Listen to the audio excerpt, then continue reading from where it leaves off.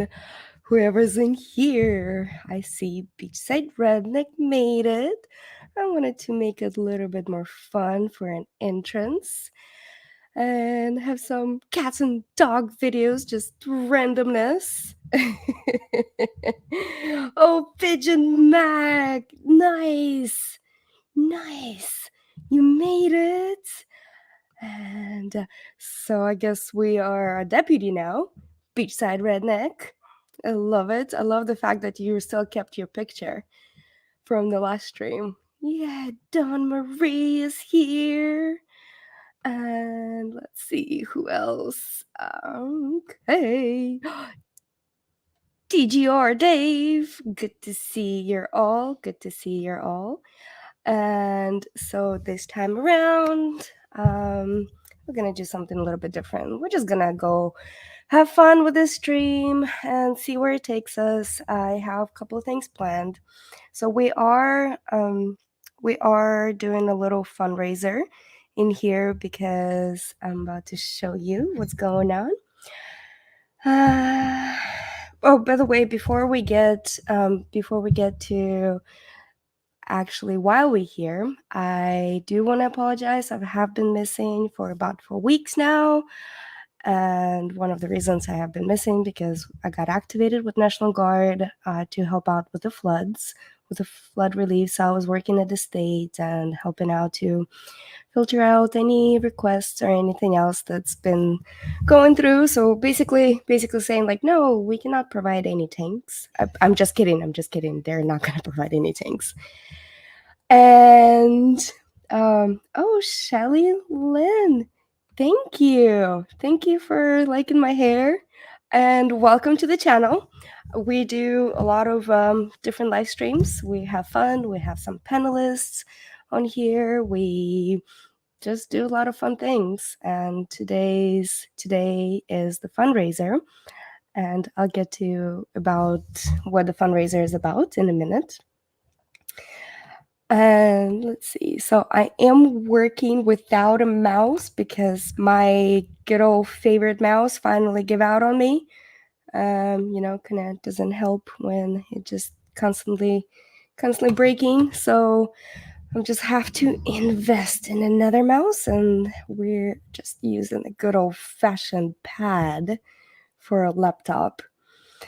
All right. So let's see. Let's get into while we actually here. Share the screen. Okay. It's coming. Welcome, everybody.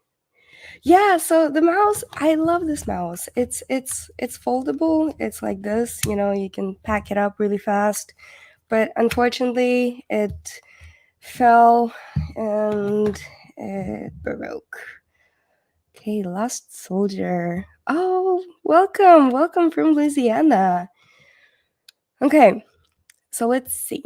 Let's share the screen, and I'm gonna tell you exactly why we are here.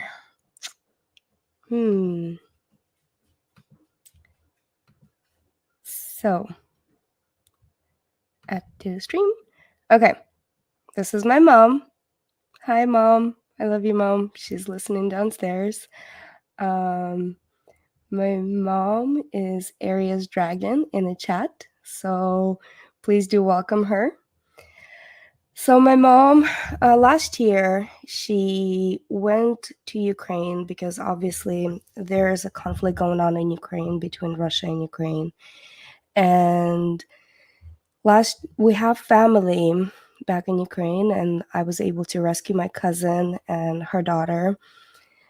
I was able to get them out from there, but I didn't go to Ukraine. I just met them in Romania, and now they're safe and sound with me here in America, and we're putting in for asylum for them. Yay. So hopefully all the documents get perfectly fine with this. So my mom last year went to Ukraine, and she was able to, we did a physical fundraiser here in California, Northern California. So she was able to raise some funds and get some medical supplies. to Ukraine, and she established the warehouse contracts and everything, so that way small villages can get the medical supplies. So last year was our maternity ward donations, and we took a lot of different toys for the children in smaller villages outside of Odessa. And she was able to purchase 2 medical stations to provide to a very small hospital that doesn't get supplies.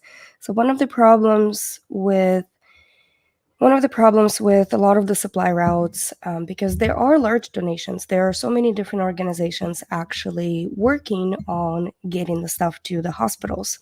But the remote villages, they're not very trusting other people, or they're really hard to get to. And that's what my mom's efforts was last year, to establish those routes where we can support smaller hospitals.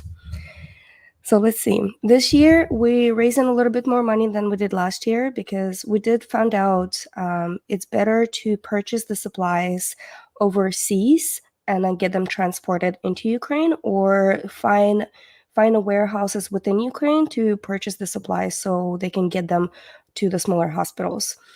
And last year, we actually ended up spending a little bit more money that we expected for the baggage fees. Therefore, we're not doing anything that's coming from United States. We're going to do the purchase. Well, she's going to do the purchase overseas in Europe and getting them transferred. So let's see. So this is a second humanitarian medical supply fundraiser for Ukraine. And she says, "Hello, my name is Aval Fenin, a retired healthcare worker with over 30 years of experience in the medical field. My career began in my native country, Ukraine, and continued in US after I brought my family here over 20 years ago, and later became a naturalized citizen. In Ukraine, nurses don't specialize in particular type of nursing. They do it all from pediatrics to emergency care and beyond. I worked in town of Shiryaevo in Odessa region, primarily neonatal care, but also doing all other aspects of nursing. For me, the current war in Ukraine is personal. I still have extended family and friends in Odessa area, and I worry about safety. Ukrainians are strong and proud people, yet they need our help. Hospitals and clinics are without basic medical necessities, and people on front lines lack important first aid supplies they urgently need. I made my first humanitarian medical supply trip to Ukraine in May of 2022, traveling with multiple heavy suitcases loaded with medical supplies. I flew to Ukraine to deliver much needed supplies to war-torn Ukraine. The trip was an act of love and mercy, yet to this day I remain profoundly impacted by what I experienced during the trip. I know what the war smells like, which is not something that I want my mother to know, but goes vice versa. One of the biggest lessons I learned from last year's trip was how expensive it was to ship heavy luggage to Ukraine. The bags were laden with medical supplies, and taking that many bags to the trip proved to be very costly. That money could have purchased even more medical equipment and supplies. The goal of our GoFundMe is to raise funds for medical equipment and supplies that will be purchased in Europe, thus avoiding the high cost of shipping. Optimizing our fundraising efforts will allow us to purchase even more much-needed equipment and supplies. I have connection in Moldova from who I will purchase hospital supplies, which is in adult diapers, bed pads, sterile gloves, and baby formula. First aid boxes and supplies will also be purchased from this connection. It is easier and more cost-effective to transport these supplies from Moldova to Ukraine than to ship them from US. Equipment and medication for use on front lines will be purchased in the non-war zone in Ukraine. Another consideration when purchasing electrical hospital equipment, like vital sign monitors, has to be purchased in Ukraine or Poland due to difference in electrical connections versus American products. Will you please join me in supporting this critical humanitarian medical supply mission for Ukraine? No donation is too small, and all donations are tax deductible. May we never know the smell of war and never take for granted living in peace. Thank you for your support, Val." It is so incredible. It is so incredible. And I'm going to share a link. I'm going to share a link of her GoFundMe. So please go do support. And if the GoFundMe does have some of the fees and everything, and if you feel that the fees are too costly, you can do through the Venmo or Cash App. We are doing it through the family business, so we can actually donate it, and that way we can provide you all receipts of every single donation that's going to, and we'll be extremely transparent about all of the donations as well. So it's this crafty place, and we're on Venmo, Cash App, PayPal. Let's see. And it's just such a beautiful, wonderful thing that she's doing, and she's doing it out of the goodness of her heart. And I'm so proud of her. I'm extremely proud of her. Let's catch up on that. Oh my goodness, down the rabbit hole. Oh, thank you. Thank you so much for being here. Let's see. Okay, so we're getting some bots over here. Bots! Go away, bots. Don't listen to any bots. They're coming from Twitch. Oh, by the way, so I do have some new fun music for you guys, because we're all tired of this StreamYard music, and what we like to do on this channel is to have a little bit of background music. Oh, I have plethora of things for us to do today. I got a couple of books that we're gonna go over, and it's pretty interesting. I am opening up my Discord, and anyone is welcome to join my Discord. And we have a really good community over there, very good supportive community. Let's see. So the Discord link. Okay, music. Let's get you some good music.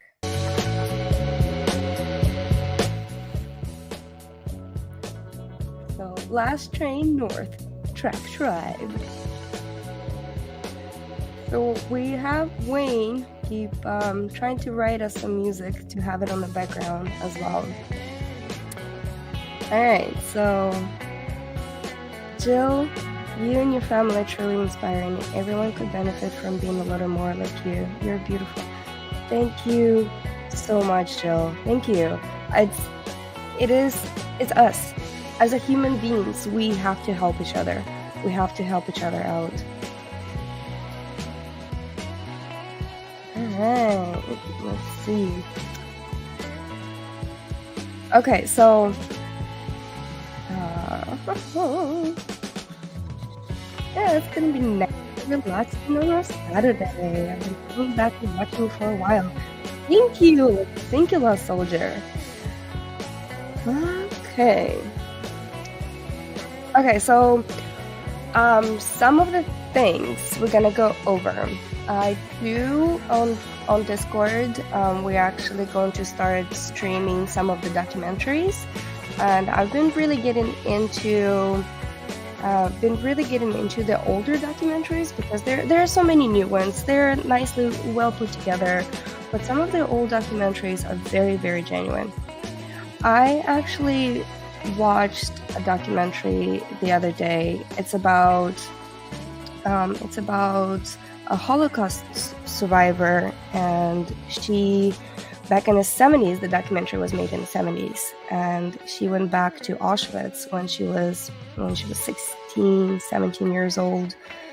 And the way she was explaining, like, it was so beautiful. Like, you can feel her soul, you can feel the experiences that she went through. And then some of the things she was talking nonchalantly, and I would love to rewatch it with all of you. And we're gonna try to do that on Discord, so that way we can have little fun hangout nights and watch some documentaries together. Let's see. He is a musician, and Yeah, we can have a song like comments. I'm trying to. He's a looping musician. He basically plays electric guitar and then he loops. He streams on Twitch once in a while. So we're trying to do something here. Okay, so let's see. The stuff that I have planned for you. So we're gonna go over some fun facts about Ukraine, and there is a couple books that I wanted to go over with. One of the books calls Invisible Spirit. I did find a PDF file. I shared it on my Discord, and the Invisible Spirit is art and poetry of Ukrainian women, political prisoners in the USSR. And the book is from 1970s, and I'll tell you the story how I got that book. There's a couple other books that we're gonna go over. So World We Defend and War No Comment. So these two books, I have a really good friend.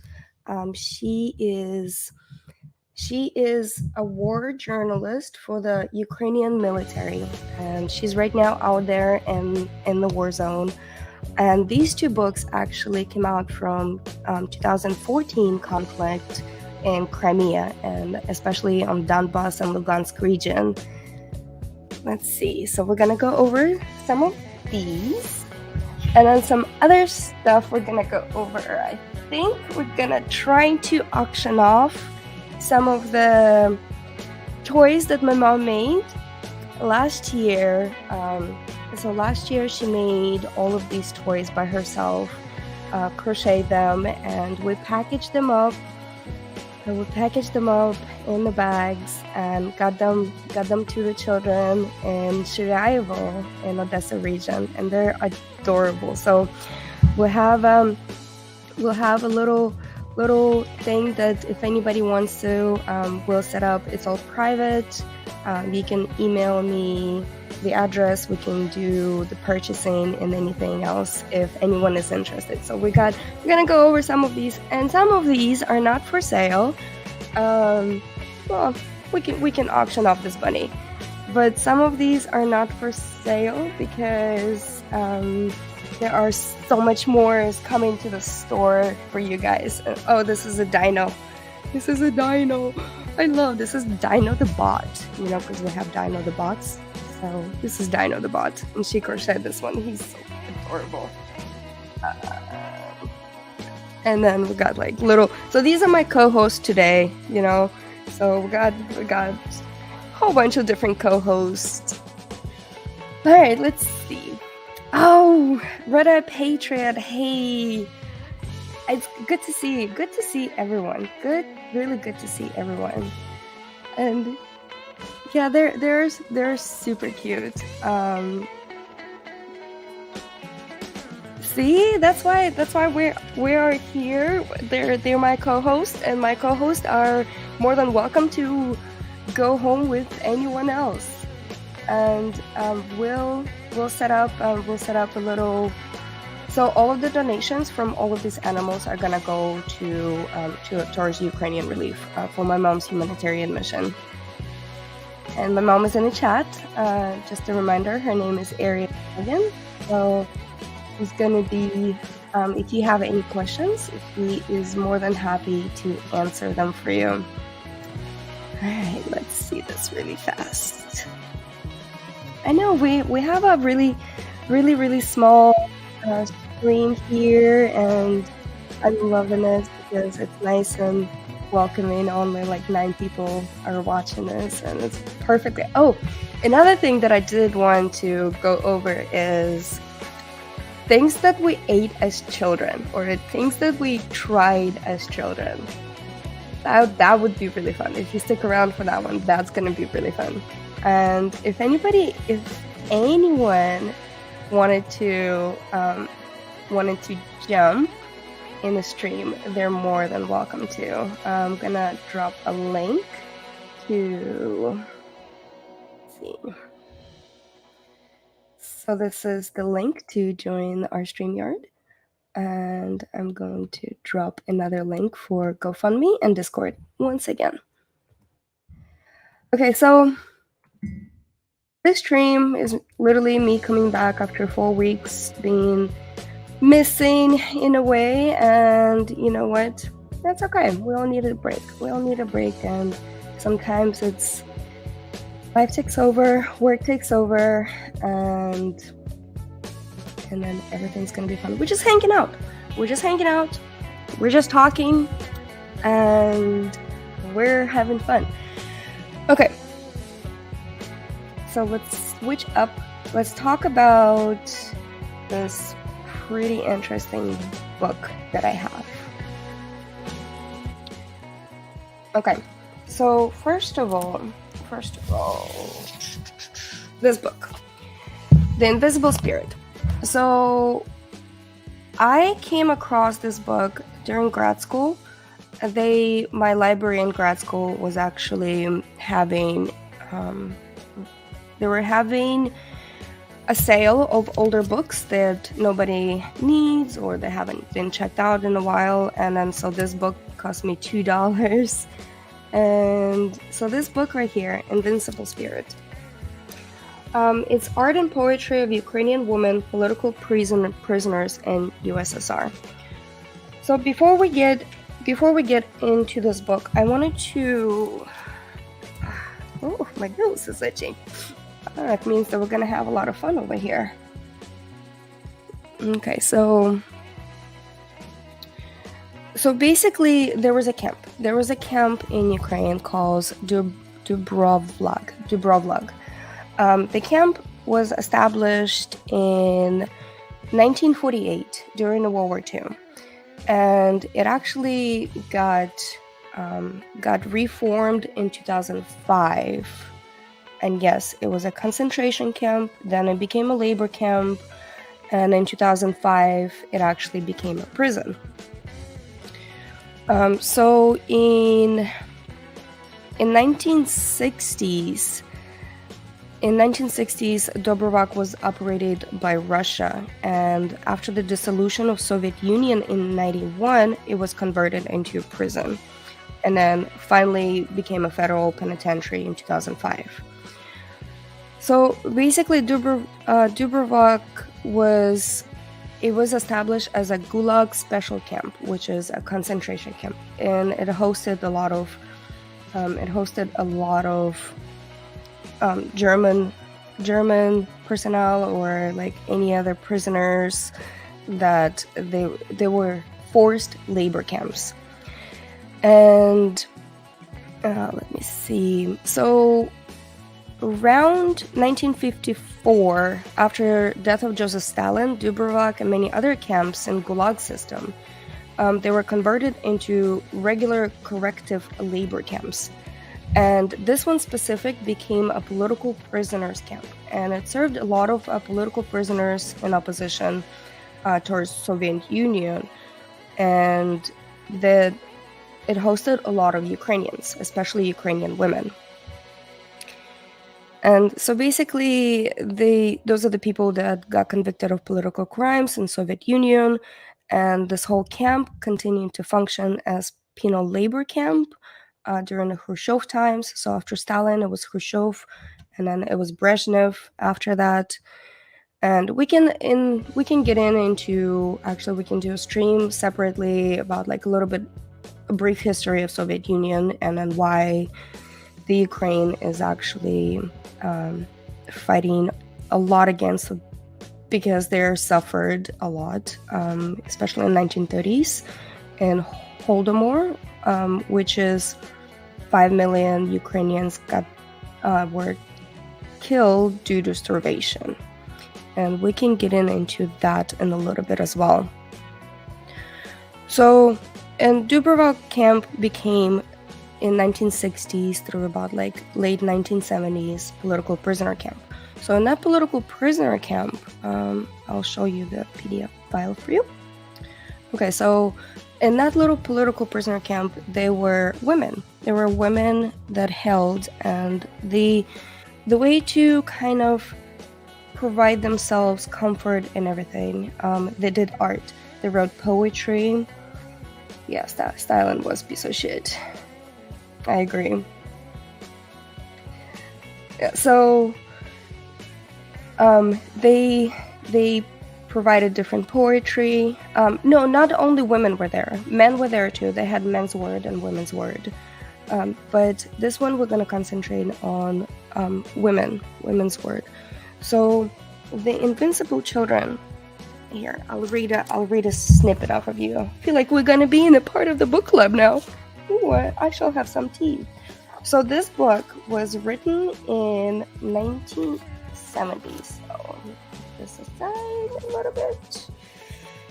Alright, so to be exact is 1977. It's a copyright. It's a copyright from publishers. So one thing with Ukrainian art, because we do a lot of embroidery, and then we have a very traditional vyshyvanka, it calls vyshyvanka, which is a very traditional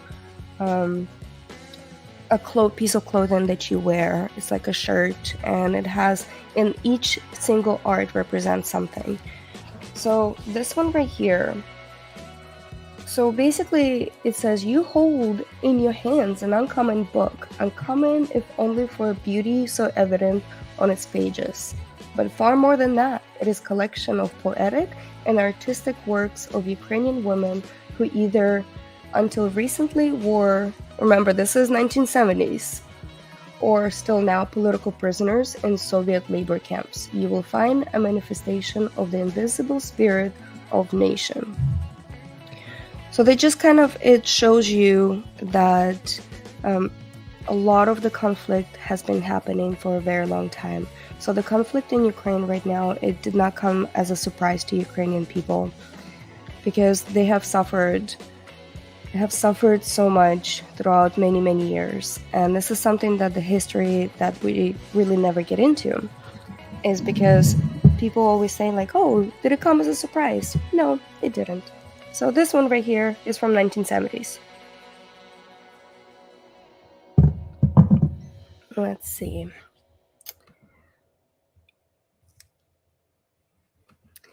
Yeah. So Ukraine. Okay, hold on a second. Mama, you want to say hi? Come say hi. You look beautiful. Okay, Mama just brought me a vyshyvanka, and I'm gonna show you. So this is a traditional Ukrainian shirt. So this is a woman's shirt, but we have vyshyvankas, which is men can wear as well. So this one is from Odessa, and then so all of this embroideries is done by hand. And this is what makes it very traditional, because it's done by different artists, and it's done by hand, and a lot of the embroideries actually mean something for the period of time or the historical value or contributing. So each design of the vyshyvankas, it has a meaning to it. I don't remember exactly the meaning of this one, but this one is from Odessa. So this is what a traditional Ukrainian shirt would look like.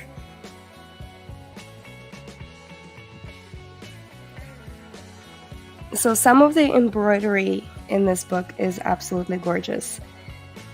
Okay, let's see. So back to the book. Maybe we should do our little book clubs. Alright, so there you go.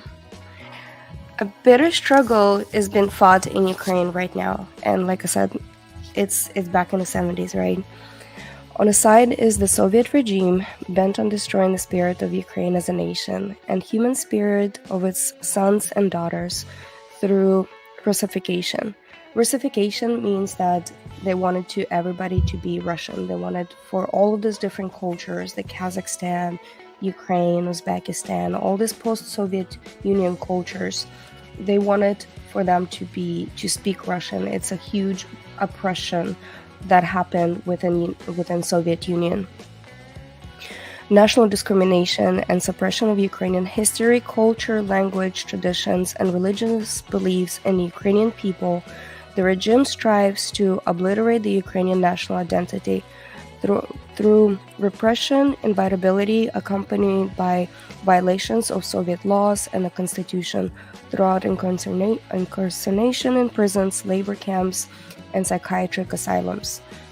Through fear, intimidation, and violation of human rights, it strives to turn human beings into what Valentin Moroz called cogs, being in whom the human spirit has been broken and who then become oblivious to the fate of their nation and their people. So when I was reading this, it's very interesting because it is very, very relevant to this day, what is happening in Ukraine. On the other side of those in whom burns in the invisible spirit, the invincible spirit, the same spirit that throughout Ukraine's often tragic history saw the nation through times when its very survival seemed threatened. The spirit has moved Ukrainians to rise up in arms in defense of their liberty, to hang on tenaciously to the identity, the traditions, customs, language, and under the most difficult conditions to create a culture that any nation could be proud of. And I can't believe that this is still relevant to this day. It's absolutely disbelieving the fact that what is happening right now in Ukraine. All right, it is drive to destroy the spirit of Ukraine. The regime counts as its greatest victories those instances when Ukrainian patriots finally succumbed to intense pressure and renounced their principles, but such victories have been very few. The Ukrainian movement for national and human rights has been characterized by an amazing strength, steadiness, a refusal to compromise, a willingness to suffer prison, labor camps, even imprisonment, and psychiatric asylums for sake of principle and ideal. The invisible spirit that sustains the Ukrainian nation today, like I said, this is from the 70s, and I absolutely love histories, and finding histories like this is a gem. The invisible spirit that sustains the Ukrainian nation today is perhaps embodied best in a woman whose defense of human rights in USSR and the national rights of the Ukrainian people took them away from the native Ukraine and brought them behind the barbed wire of Soviet labor camps for political prisoners deep in Russian. The pages that follow belong to them. So all these pages that follow with this book, it belongs to all these Ukrainian women. What is to be found on those pages? In the miniature masterpieces of Ukrainian symbolic decorative embroidery, art proof that the humanizing environment of the camps cannot suppress the human yearnings for beauty. In the poetry and excerpts from letters, a reflection of human feelings and suffering that filled the lives of the women. It appears the letters of protest written by Ukrainian women in the camps, testimony to their unshaken faith in the righteousness of their cause, to the continuing refusal to compromise with authority, to the strained dignity, and above all, almost every piece of embroidery and letter, there is something which remains of their faith in God and their pride in Ukrainian heritage. Pardon me. Stick around with me for a second.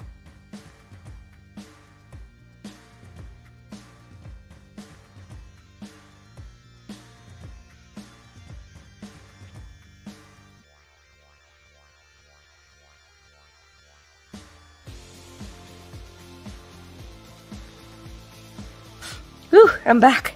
Whew. I have asthma, so if anybody wondering what was that all about, yeah, it was a little asthma attack. You kind of need your inhaler once in a while. Pardon that.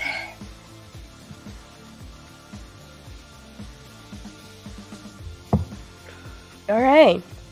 So, and it goes actually within this book. It has, I'm gonna show some embroidery as well. Let's zoom in a little bit. So within this book, it has what I really like about it. It has English translation, and it actually has Ukrainian one as well. And then actually, you know what? I'm gonna share this link because I did find it's an open online for the PDF file for. Oh no, not this one. Oops.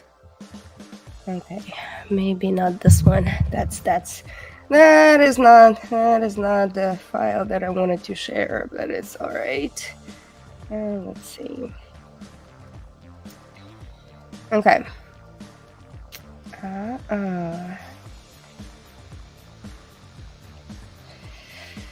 Hey, by the way, thank you, mods. Thank you so much. Okay. I'll drop it in the description later on of the file because I can't particularly find it right now. But you can find that book online. So you can read a little bit of symbolism, what the embroidery actually means. And some of the poems and everything is absolutely wonderful. And that's how women, they were able to... Okay, so this is one of the embroidery styles. And then there's always a description of what embroideries mean. And those women were able to actually use the art and then to provide something for the community, to provide to the heritage. And they wrote poems, and absolutely wonderful. Like, one of the poems is, "To walk the edge of a precipice, 'tis not an easy task, when bright stars shine above your head, and..." I can't read right now. My asthma's getting out there. Alright, so, "To walk the edge of precipice, 'tis not the easy task. When bright stars shine above your head, the precipice beacons into the depths. May everything in my surroundings fade away, for down in the depths, as stars often do, I plummet I must.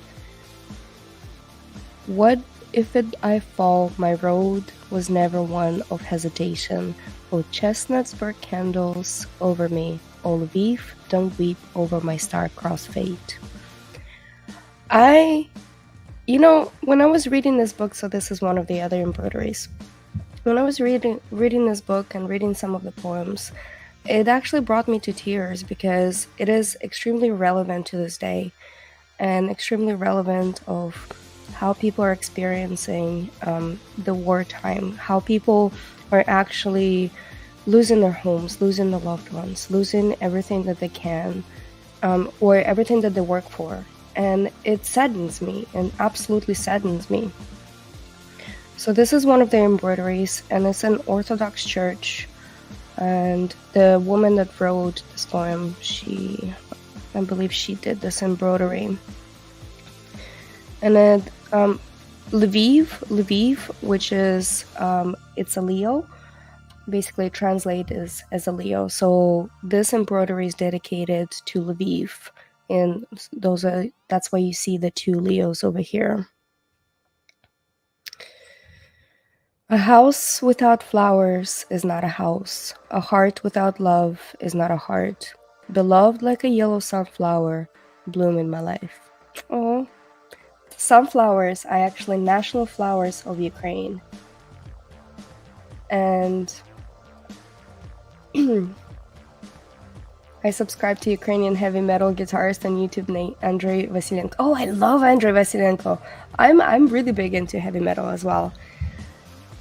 Yeah, he's awesome. There's another, there are quite a few bands actually touring right now to raise money for Ukrainian relief, which is pretty awesome.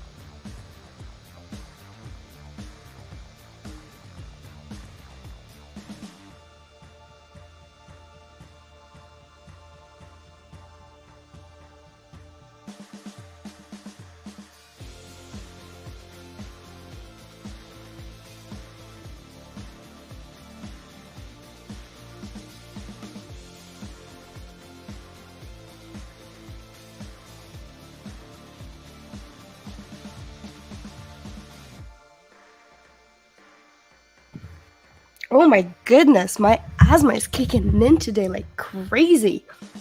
What are you guys doing to me? Maybe it's because I haven't streamed in so long and I'm being punished for missing out and then actually having fun with you guys. Woo! Alright. Let's see this. Yep. You know how it is. Yeah. Definitely struggling through this one today.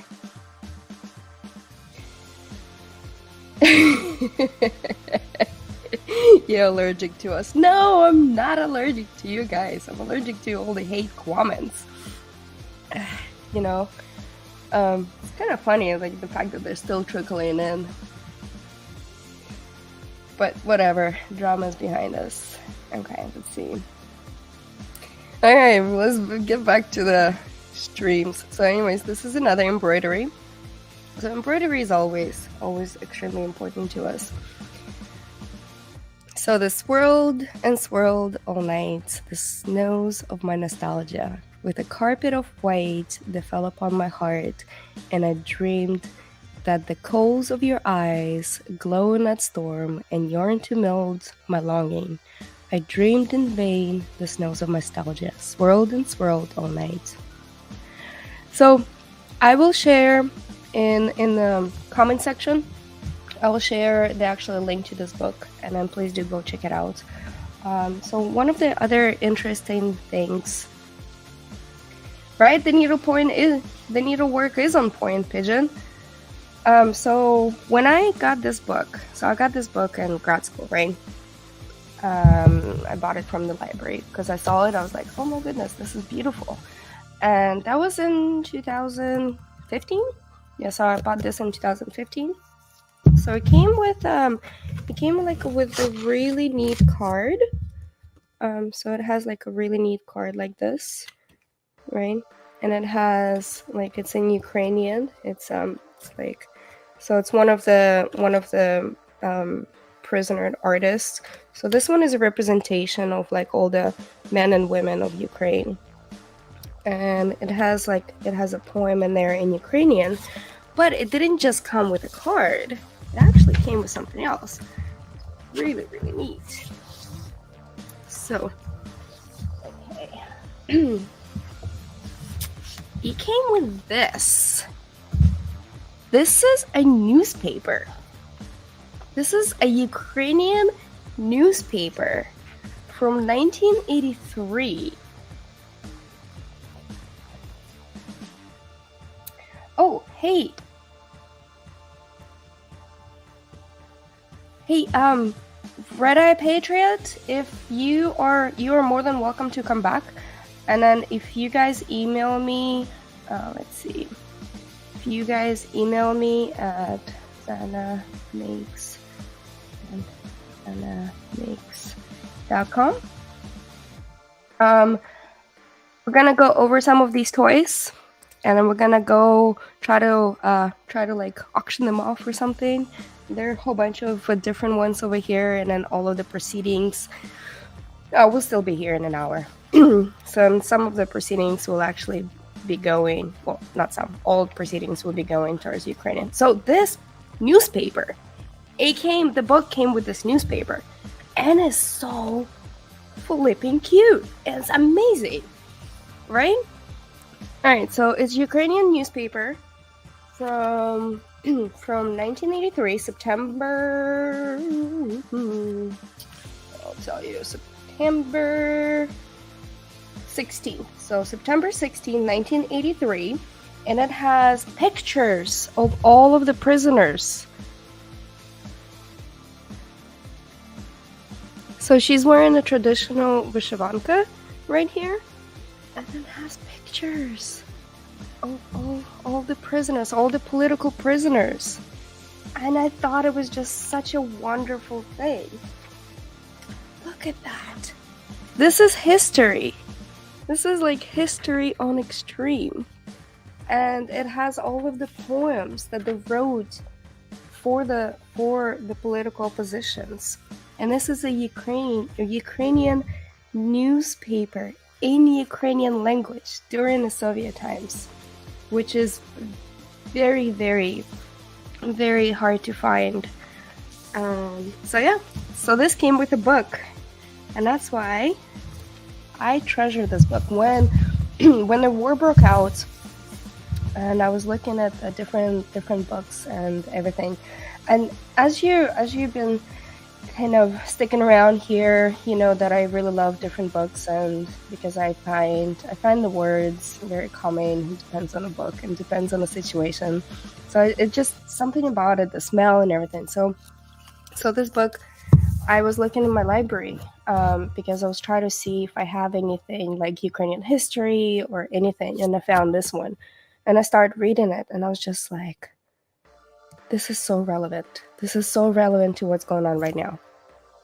So what I want to do a separate video, like an actual video, a little bit of a history behind this, and then maybe read some poems from it.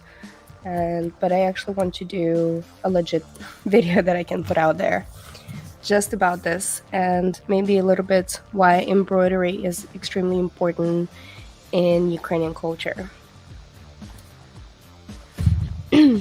So this is Vyshyvanka. It's absolutely wonderful because in our traditions, you know, you wear that anywhere. You can wear that dress up, you can wear that anywhere. It's like a time capsule. You're right. It's absolutely like a time capsule. Okay, let's see. I absolutely love how calming everything is. Okay, so let's get into some fun stuff. Really fast. Let me show you some of the other embroideries. I will share the link to this book. Okay.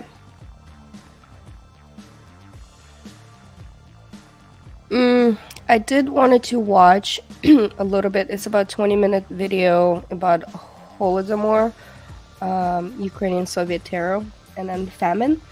But I think we should do something a little bit fun and then switch it up, and then we might do that one. So remember, fundraiser. She's amazing. My mom is amazing. I wish I could be like my mom. I'm so big. All right, so if anyone wants to donate, feel free to go to GoFundMe page, and also feel free to sign up for the Discord. We have Venmo, PayPal, Cash App. Everything is under this crafty place, and all of the donation when it goes to this crafty place, it is our family-owned business, so we actually going to be able to do that and then have a separate funding for all of that donations. I mean, all of that stuff. So okay. Oh, I think he's fun. Thank you. Yeah, no, I try. Okay, so my co-hosts. Yay. Okay. First of all, so this guy is not for sale. This is my guy. So this is Bob the Bunny. Bob the Bunny is actually cyber-bullied bunny.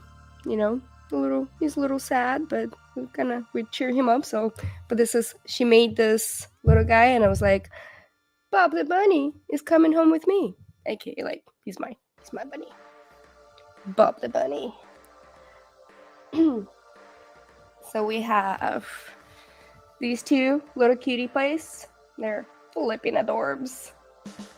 Oh, unicorn! You want to see unicorn? Yes. Check this one out. Isn't he adorable? I can't believe she made all of these. So the unicorn.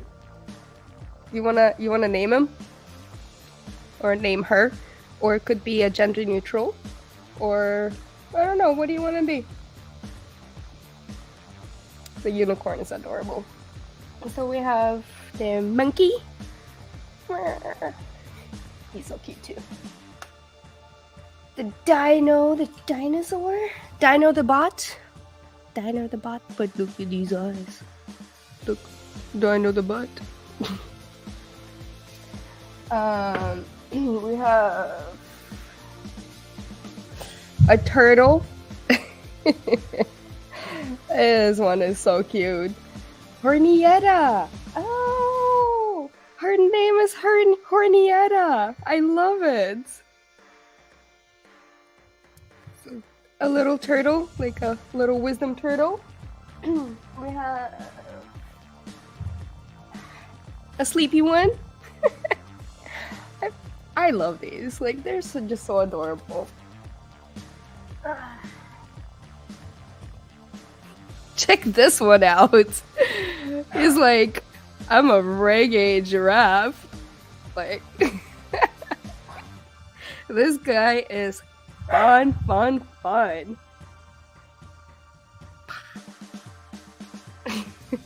love it. And there's many more that I cannot reach right now. But they're there. It's pretty interesting. So, okay, let's move on. Yeah, they're very fun. I'll have it. I don't know yet how I'm going to go about getting them posted, but we might just do it through the website. We might just do it through this craftyplace.com website.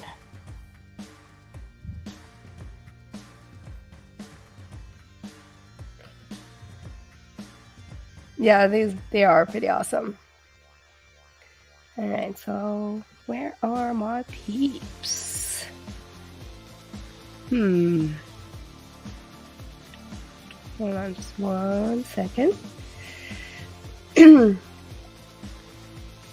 Okay, so I did wanted to talk about like different things that you ate as a kid. That could be fun. One of the reasons that I wanted to bring that up is because I had to try. Well, I tried this whiskey the other day, and it tasted like paint chips. So I told Wayne, I was like, hey, it kind of tastes like paint chips. He's like, wait a minute, how do you know what paint chips taste like? And I was like, well, I used to eat paint chips when I was a kid. And I'm like, that's how I know what a paint chips tastes like, right? It's like, hell yeah.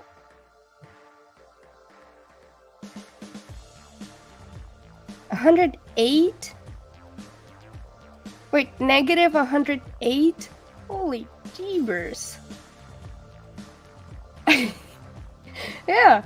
How do you know what paint chips taste like? Because I ate them. Duh. Alright, let's see this. You ate glue? Oh, I ate glue too. Well, I tried it for a little bit. I was like, oh, I wonder what that tastes like. I also like chew on my pens and pencils all the time because I kind of like the taste of it. So my mom started dipping them in cayenne pepper. Marlin eyeballs. Okay, fish eyeballs. Could be delicacy. Wait, and shark eyeballs? Ooh, I don't know. I've never had a shark. Octopus tentacles. Yes. Boogers. I think everybody ate boogers. I think they were salty. That's why. We used to eat dog bones and cat food. I ate dog treats. Actually, you know what?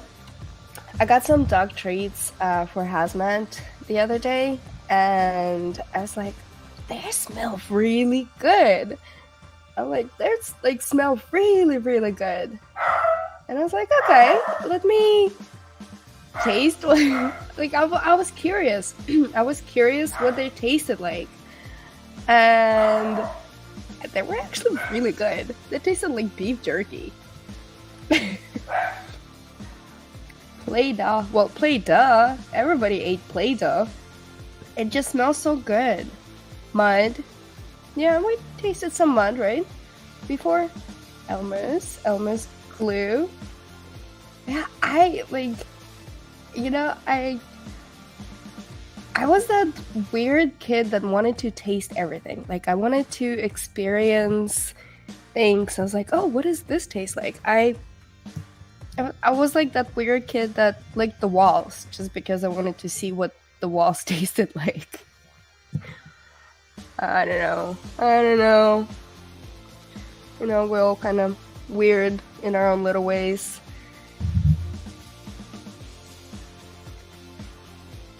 You know, I never tasted Elmer's glue because I did grow up in Soviet Union, so we didn't have Elmer's glue, but we had like other glues, and I'm sure it tasted the same. Like, especially that rubber glue, I don't know, for some reason, like, I remember the weird freaking taste of it. This is just like, ugh.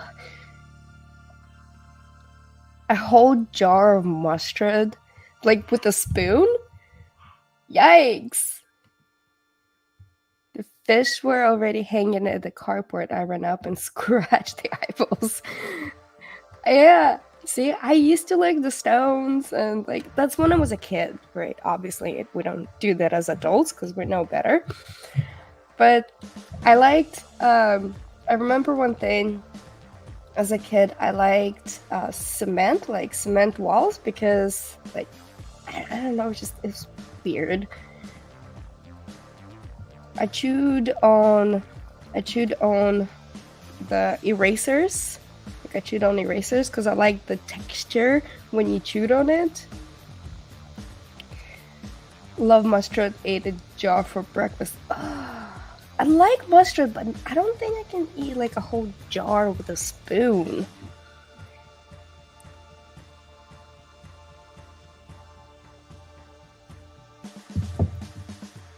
But I would like to taste some shark eyeballs. That could be cool. Right? Erasers were just like, okay, you can keep chewing on them. You can be like, yum, erasers.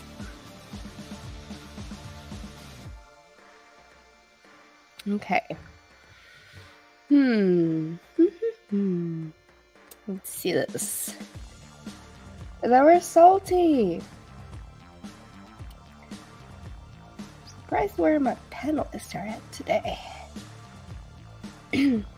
My brother ate so much baklava, he got really sick, and now he can't eat. Oh, yeah. So I ate ramen noodles. Well, not that I like ramen noodles, but the ramen noodle cups. You know, the soup cups. I ate that for, I don't know, for a very long time because that's all I could afford at the moment, and I just can't stand them. I can't stand eating those ramen noodle cups anymore. I cannot stand the smell of it. I cannot stand the look of it, the texture, everything. I just can't.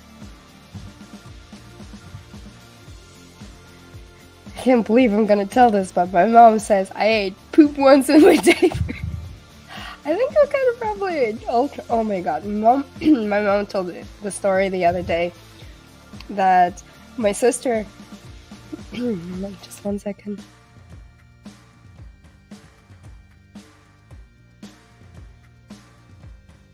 Man, my asthma is kicking my butt today. So my sister, she artist by trade. My sister was since she was a kid, but she liked to draw on the walls and on the carpet, everything with her poop. I'm just gonna hate me for saying this.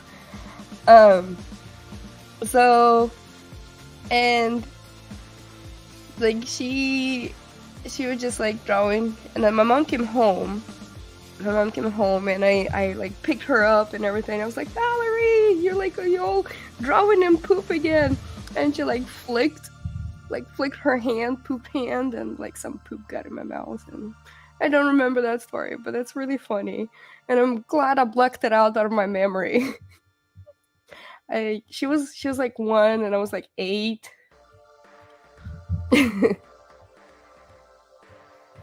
Yeah. I don't know what it is. The weather's outside is kind of pretty crappy today. It's raining again. My brother would mix leftover Japanese rice with milk, butter, and sugar. It was his favorite breakfast. Well, I guess it could be tasty, like rice, butter, and sugar. It's sweet. And then if you put like milk into it, yeah, milk. That could be pretty tasty, actually. Rice with shoyu is good too. Shoyu is like a soy sauce. It's like a Hawaiian soy sauce mixture. I think they use a different brew style. Yeah, see, Pigeon Mac, I knew that. Woo. No, I used to live in Hawaii for quite a while. I was stationed there, 2006 to 2009. Yeah, I love shoyu. Splash of cinnamon. You know, I've actually, I love to cook. I like to experiment with different stuff. So I'm actually like thinking like, why don't I ever bring you guys cooking with me? I can just like set up a little stream on my kitchen. Actually, my kitchen does look pretty nice. And, you know, so I was like, maybe I should just show you some of my fun cooking skills. You're a local girl. Yeah. Well, I loved living in Hawaii. Like a lot of experience that I got, life experience is from Hawaii. Like all the people that were around, and the people that I used to go surfing with. And I remember we wake up like 5 o'clock in the morning to catch the like 6 a.m. 6 a.m. surf, and it would be like really cold outside. I know, cold for Hawaii, cold. And it was just amazing. It was just something that we did. And I hanged out with a bunch of people in Skydive Hawaii on Oahu. And the memories I have from Hawaii is nothing but the good memories. And I miss it very much. Yeah, you gotta catch that tide because, right?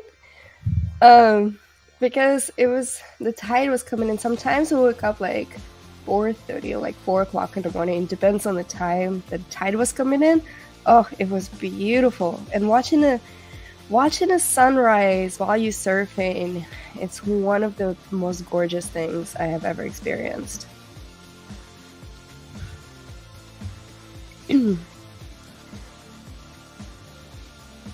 You would love it. You would love Hawaii. And I always believe that someone have to visit at least once and experience not the whole touristy thing, not the whole like, oh, Waikiki, Honolulu, all that stuff. Like actually stay in Airbnb. Like if you go support a local business, stay in Airbnb and talk to the people over there. And I think that's how you should be experiencing Hawaii, and not staying at some like crazy fancy place, or just like, well, wait a minute, you might have like a Julio and Fernando serving you drinks while you're retired on the beach. Oh wait, that's that. I'm just dreaming out loud. Hey, oh my God, motivated one-leggers here. Hello. So you didn't miss much. If you want, you more than welcome to come back, rewind. No,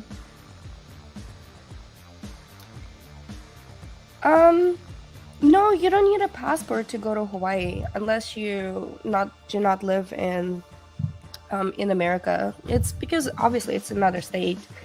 So you just buy a ticket to go to that. I miss you motivated.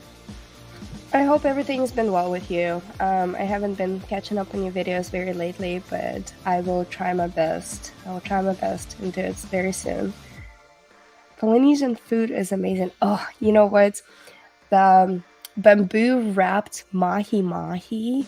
Oh, it's so good. So good. I think I'm gonna start cooking some of the Hawaiian foods. Do you know that Hawaiian food is actually influenced a lot by like the whole islander thing? So for example, I went to Guam.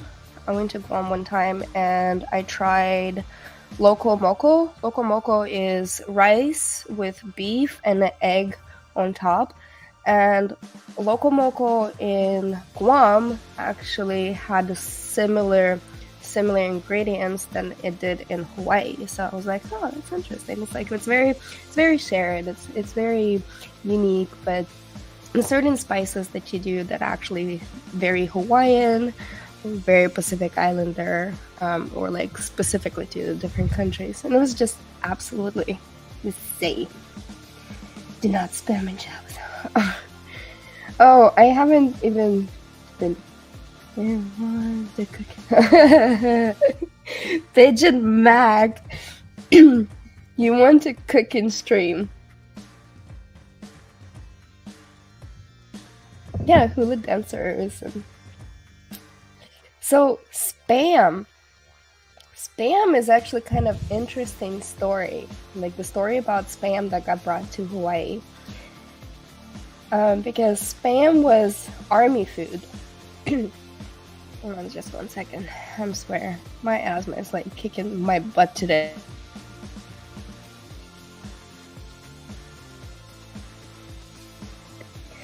Alright, so spam, it was brought to Hawaii, I believe, by US Army, by the military. Let's look it up. I don't want to be wrong. But it's actually was served as the military food. And let's see, history of spam in Hawaii.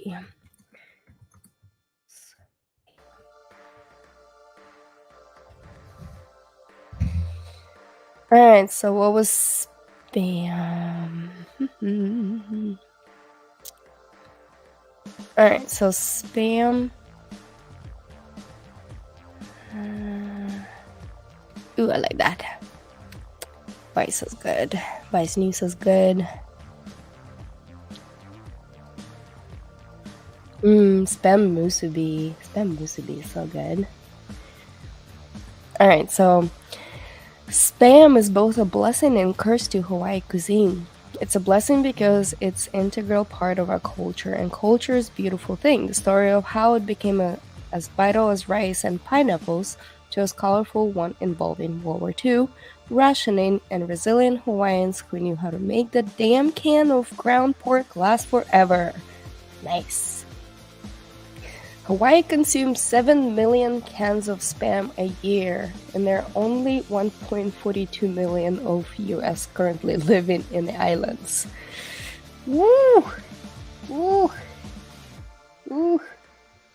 That's a lot of spam. And that's a spam right here. Okay, so Hawaii consume. Okay, so spam flavored macadamia nuts. What? Interesting. We cut it up, we saute it, we simmer it with shoyu and sugar. We turn it into something else that was beautiful. So during the war, there was this constant fear of shipments of food suddenly not making it to Hawaii anymore. So a lot of people during that time had tendency to hoard things like spam and toilet paper. Toilet paper. That sounds familiar.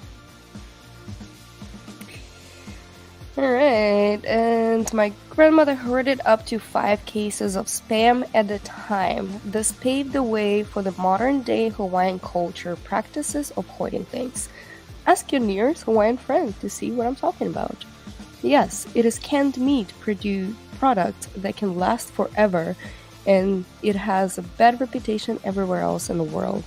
But to the people of Hawaii, Spam meant precious nourishment in a time of uncertainty and chaos. Those they prepared with immense amount of love. We cut it, we saute it, we simmered with shoyu and sugar, we turned into something else that was beautiful. There are chefs who are making their own Spam from scratch, which is definitely awesome. This is pretty neat. So Spam was brought to Hawaii during World War II. And obviously they were hoarding, because it could last forever, so they were hoarding it with toilet paper, and then that's how Spam become to be part of the local cuisine. Interesting. Portuguese. Oh, I do love Portuguese food.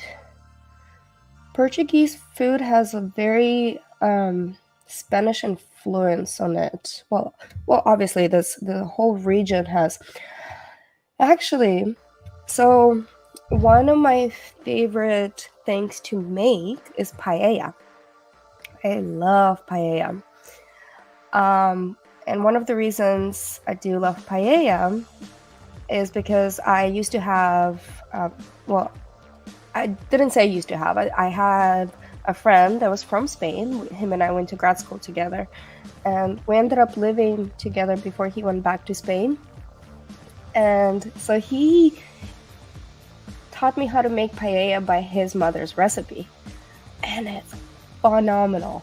Like, maybe we can do a live stream about making paella and food. Obviously, Pigeon Mac wants to do a food stream. Cooking stream. Because he was spamming my chat with a cooking stream. Yeah, we'll do a cooking stream. So, I love paella. I love paella as well. I need to get my burner. My burner had some hose problems, so I need to get. You're a spamming my chat with a cooking stream. Okay, fine. You'll talk me into it. We'll do a cooking stream. So what we can do is, I can make pho. I can make legitimate beef pho. So I really, really love Vietnamese food, and pho is one of my favorites. If you want to call it pho or pho, or I say pho, like pho ga. Ga is a chicken, right? In Vietnamese.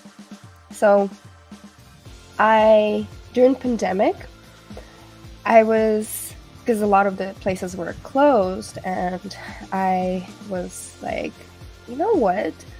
I can make my own pho, because if I put my head into something, I'll try to make it. So I can literally make my own pho. And I experimented with different recipes and everything, and I was just like, this is phenomenal. I can make my own pho. I don't want to be fucking. I want to be phenomenal. I can make ramen too from scratch. I just got this, we just got this KitchenAid. I'm in love with my KitchenAid. I got all these different attachments for it, and maybe I should be making cooking streams, because now I'm craving. This morning I woke up and I was like, I want some soup. So I found a recipe for a Japanese mushroom soup. It's so good. It took me like an hour and a half to make it, but it was a Japanese onion and mushroom soup, and it was phenomenal. Because sometimes I get like cravings for certain foods, because my palate is very well developed, and that's all I want, is just I have my mind set on this type of food, on this type of taste, and I always try to achieve it. I'm forever down for food. Delighted! No, it wasn't shiitake. It was the mixture of different mushrooms, but I already had them in my fridge. I was like, I can make it. I have all the ingredients that needed to do.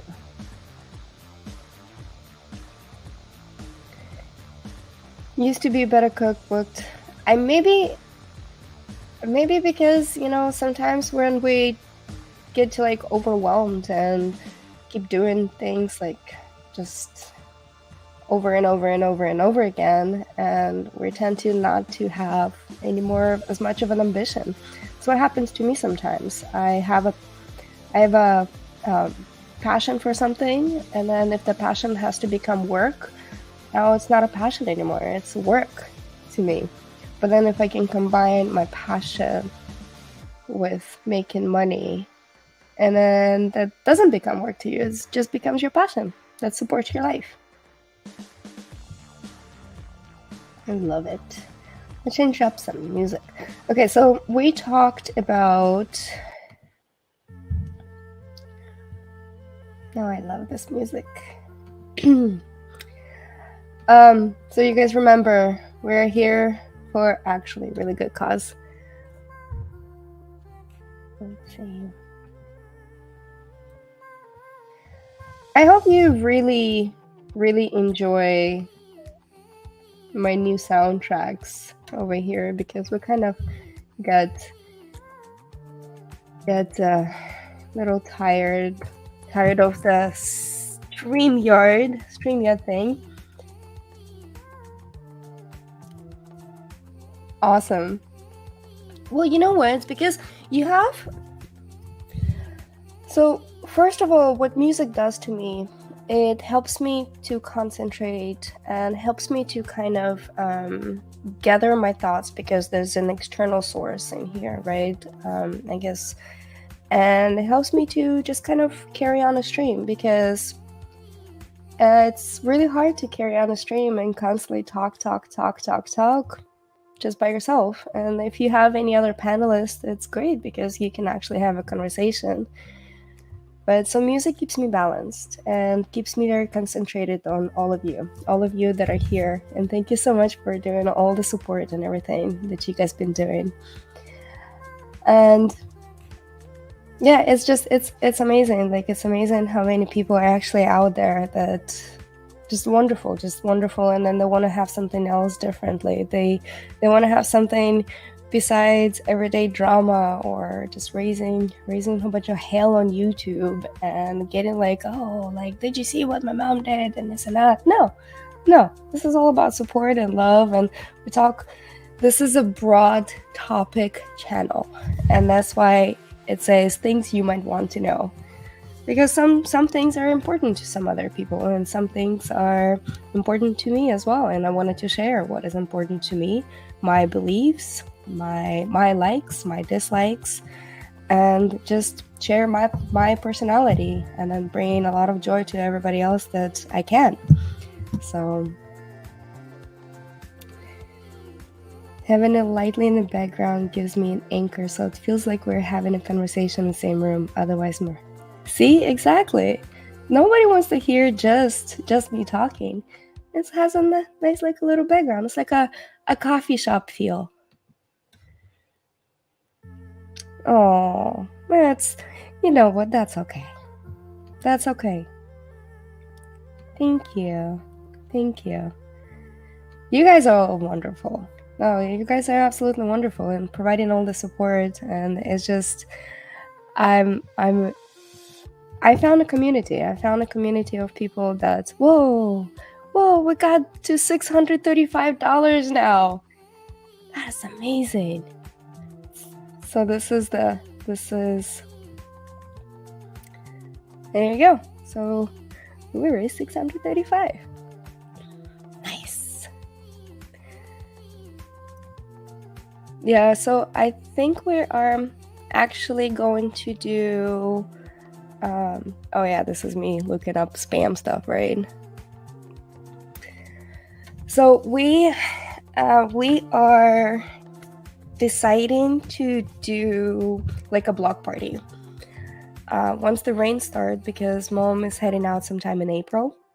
and we're not gonna give exact dates for now, after she's gone, for obvious reasons. But so sometime in May we'll do another fundraiser, and we're gonna sell some of the really, really nice soaps that my mom makes, and some of these plush toys, and we'll have a neighborhood block party.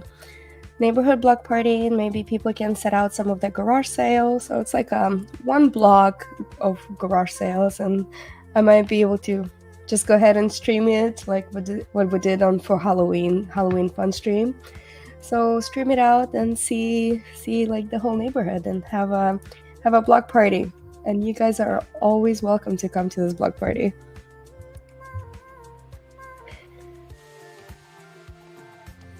Right? You should totally do a block party. A block party is a must. You just bring some hot dogs and hamburgers, and you're just golden. And have like everybody set out their stuff. They can. Well, we're gonna do a fundraiser, and I'll have Wayne and a couple of other musicians come out and play some music, and so we'll do a fun block party. On March 11th, I'm gonna have a booth at one of the cities in San Mateo. I believe it's San Mateo, in California.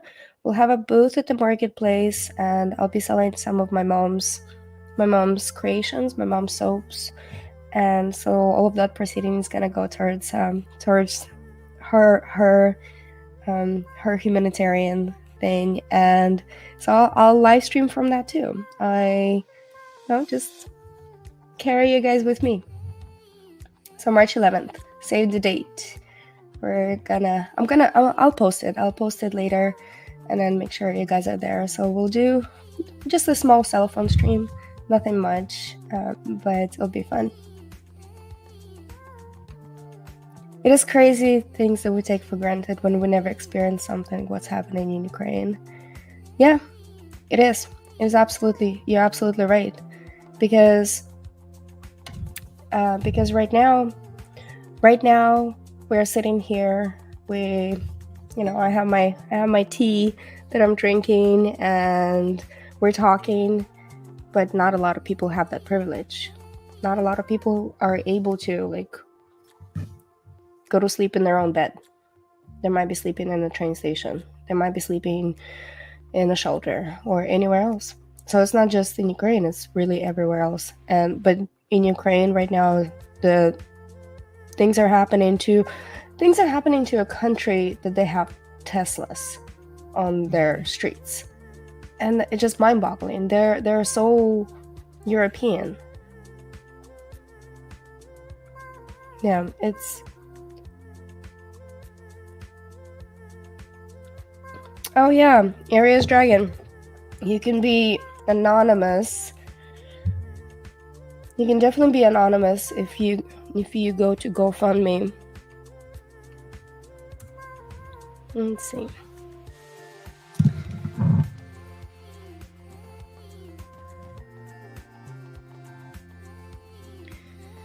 Alright, hold on just 1 second. I'm checking a couple things.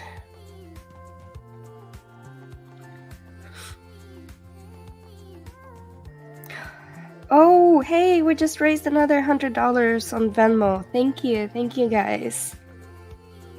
This is amazing. I should put a little thing up.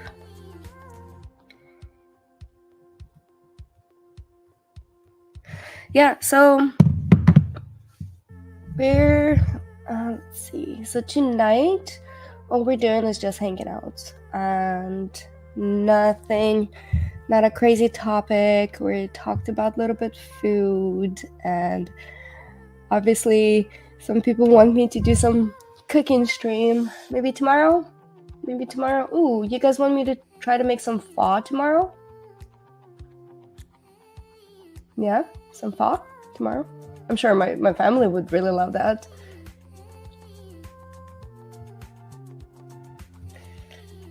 You couldn't comment. You couldn't comment for a minute. Aww. Well, you're not blocked in here, so that's for sure. Let's see. I need to I haven't been neglecting you guys. I've been obviously really busy, and I'm getting back into the groove of things. I'm getting back into actually doing some family business as well. So it takes some time. It takes some time to mentally heal from all this crazy drama that happened, and like I'm really getting back into creating more content and hopefully put out some of the educational videos, because I think this is where we really wanted to take this channel to, is just educational videos and occasional crazy things that's happening. Like, I was gonna mention their weather balloon, but I felt like the whole YouTube exploded with a whole weather balloon going over the Chinese weather balloon. So I don't think anybody wants me to talk about that anymore. So we'll just talk food and random stuff, and we'll see where it goes. Welcome back, Motivated. Yeah, the fresh ocean air helps. Cecilia! Oh, I love you too. So this is my best friend. Oh, by the way. So this is the girl that got blamed for being somebody else that she's not, and she lives in Hawaii. I'm gonna go visit her. Cecilia has been my best friend for a very, very long time, and I miss her very much. She should be coming to my chats more often. Cecilia, you want to call in? You can call in if you want.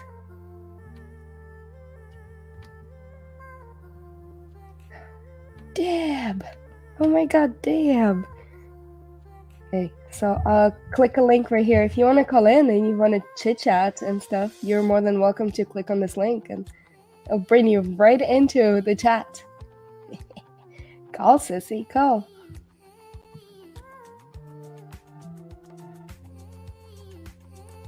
I still try to get motivated one-legger, to call in and chit chat with us as well. To do a little hangout. Yes, call, Cecilia! The chat wants you to call.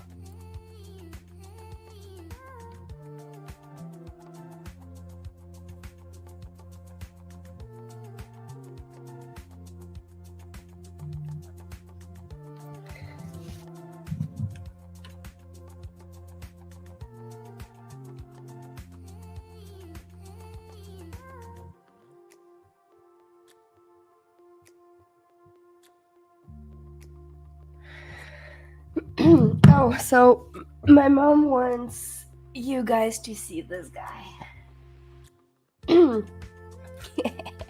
Check this guy out. He's so adorable. He's so big. Like, right? Let's name him. He's so big. So he's a spirit animal. He's a spirit animal. So are you a spirit animal? Yes, you are. He's so animated. I love it. So majority of here you go, buddy. Here you go, buddy.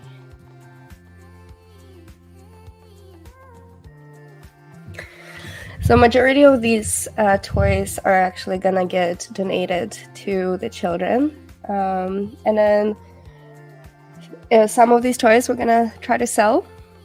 And so if anyone will be interested in getting them these toys, please do email me. We'll set up a link, and all of the proceedings is gonna go towards Ukrainian relief for the humanitarian mission.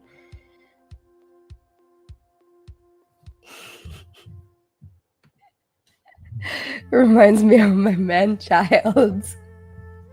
Yeah, I have one of those in the house too, Wayne.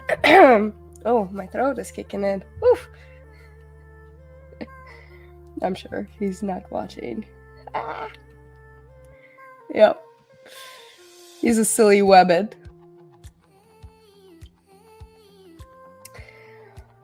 Oh my goodness, this is fun. Oh, hey, you know what? Okay, let's take a little short break, like a short break, and I would say like maybe like 2 minutes, and after that we're gonna do fun facts about Ukrainian culture. So we'll take a little short break. Let's see. Don't go anywhere. We're just taking a short break. And I'm gonna do this.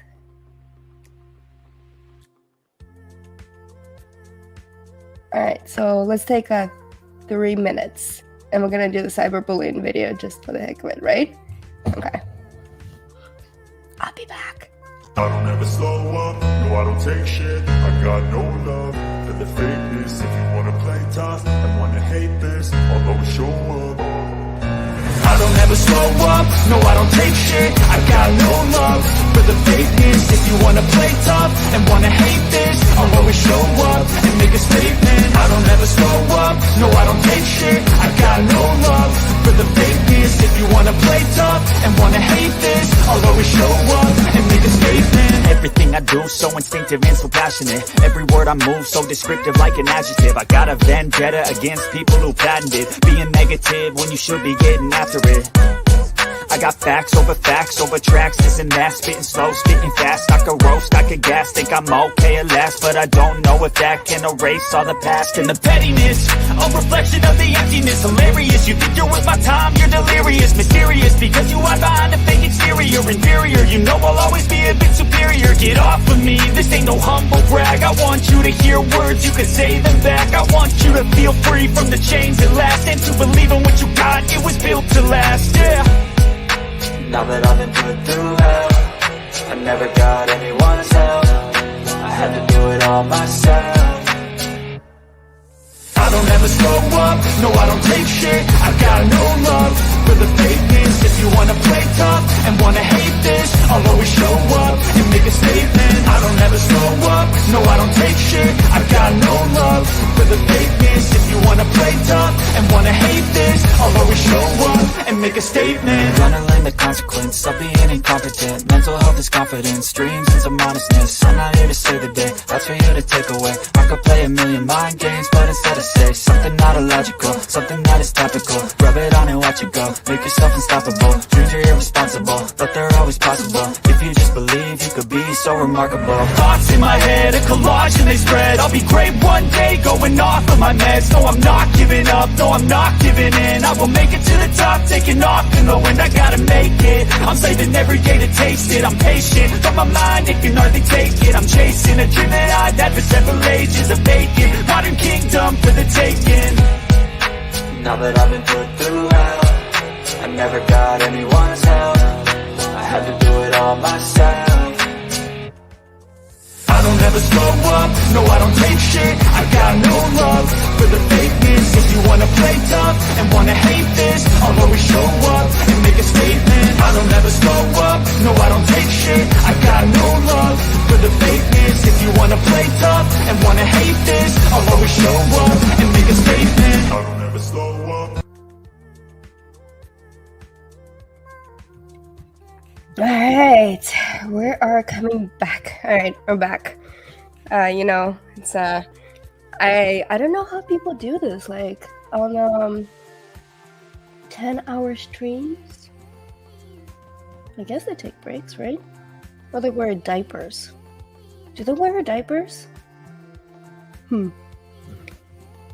Oh, Deb, my tattoo. Oh, so my tattoo, it's actually moon cycles. So it's moon cycles, and you see the sun behind it, obviously this full moon, the new moon. And my father, my adopted father, drew that.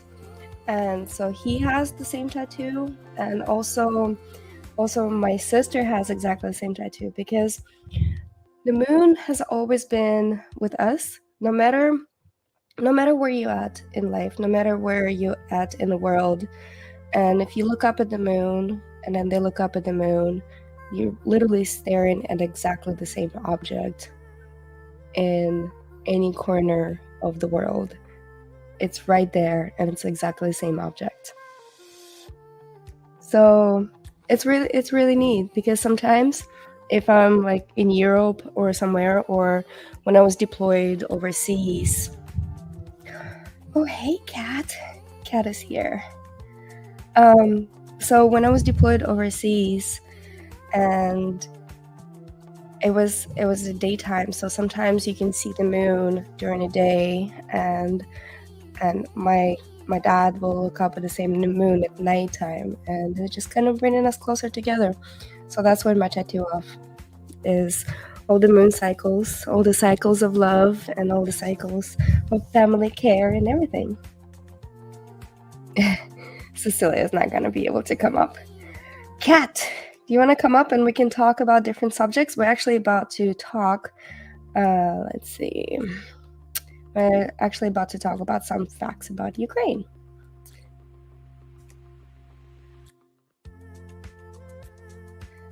All right, so I'll do, Oh, if you haven't joined my art Discord, please do join. We have a really good community about self-promotion and love, and just having oh my god, Cecilia, do you want to have your camera on or you don't? All right, hold on just 1 second. Yeah. Hey, I can't hear you. Oh no. Okay. Oh yeah, I can hear you now. I can hear you. Hey, You can hear me? yeah, I can hear you. Can you hear me? Say hi to the chat. There's like a echo, but I don't mind just the camera. I'm here. Say hi to the chat. So, hey, everybody, this is the old famous Cecilia that got blamed to be a PR, what was it, PR person for this, like, do you remember this, like, this community thing? Like, your picture got blasted all over the place. Can you hear me? Hey. Hello. So there is a problem. I have to try this again because it's all delayed and I can't understand anything. So hold on. Do you have headphones? No? That's okay. You can call back. I love you. I miss you. Mwah, mwah, mwah. So that's my beautiful Cecilia. And yeah, so there she is. She is real. You know, she is real. I love her so much. I really do miss her. Oh, you know what? So hold on a second. I'm working on this music thing.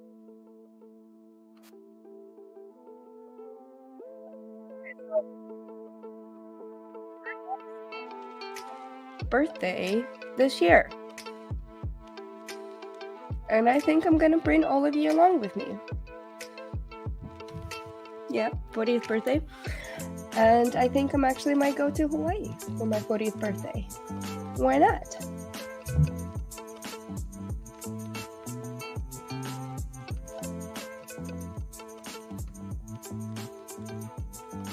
Why not?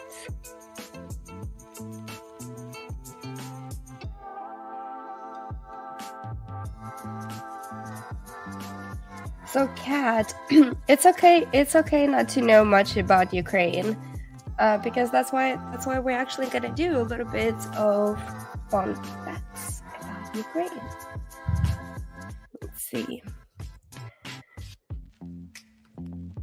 What, you want me to go to Hawaii? I want to go to Hawaii. I want to go back to Hawaii. Oh yeah, she's gonna call soon. She's gonna call me soon. I miss her too. Alright, let's see. Fun facts. Fun facts! And then we should do some kind of like fun facts little screen.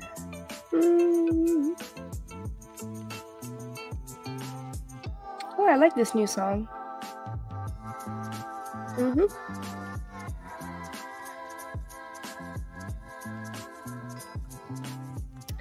Alright, hold on just 1 second. Alright, let's see. Fun facts.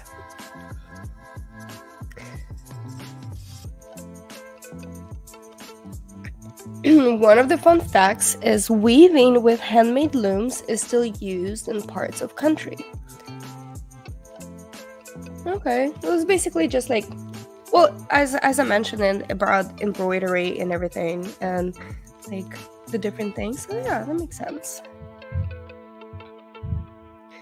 Oh, so Ukrainians wear wedding rings on the right hand, not the left hand. Well, that's like a lot of places. Ukrainian Romanticism started developing in 1830s. Romantics poet painter Taras Shevchenko played a central role in this regard. He's widely regarded as the father of national revival. Hey, Vyshyvanka, that we talked about a little bit earlier, is the Ukrainian national costume. It is decorated with ornamental hand-woven embroidery, featuring floral detail. Both women and men wear the costumes on various occasions. The popular Easter egg tradition originated in Ukraine. Originally, the eggs were patterned using wax and dye.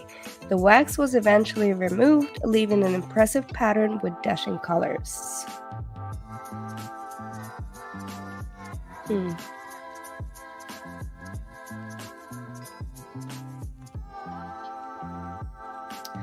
know what? Actually, so okay, I did wanted to watch this documentary. I think we're gonna get a little bit serious over here. So I did wanted to watch this. It's not a documentary. It's gonna be more of a commentary for another YouTuber video and fair use. So it's about 20 minutes long, and I wanted to watch it because I think it's very important to spread the word that Ukrainians have been used and abused by very USSR, the communists, and right now is the Putin's war, right? And a lot of people don't really understand the struggles. They don't understand that it's been it's been through generations and generations. So Holodomor is famine. It's famine that killed 5 million Ukrainians. 5 million. And I really wanted to watch this. I haven't watched this. He's really good. The Into the Shadows. He's really good at putting stuff together and making, just kind of putting it all together and then saying that it is how it is. So it's about 20 minutes long. And I think, yeah, are you guys in for it? You want to type 1 in the chat if you want to watch it? Just kind of a little bit of history. We'll do a little snippet of what we can do with documentaries in our Discord. Yeah. Okay. Well, it's about like 7 of you watching this anyway, so oh yeah, Pigeon. Okay. You know what? So we're gonna watch it. And then I'll do a little side commentary and stuff. We can pause it. Okay, hold on just 1 second. Let me make sure. I'm sharing the sound as well. Share tab audio. Window. Okay, so if you cannot hear it, actually, if you can hear it, tab 1.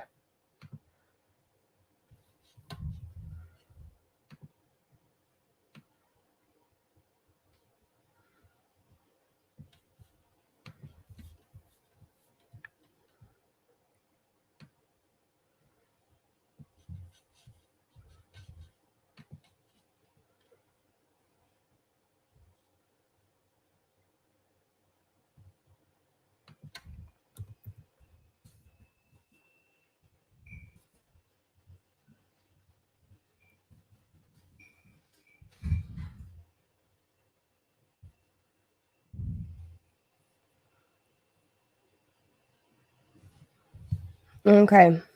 No sound.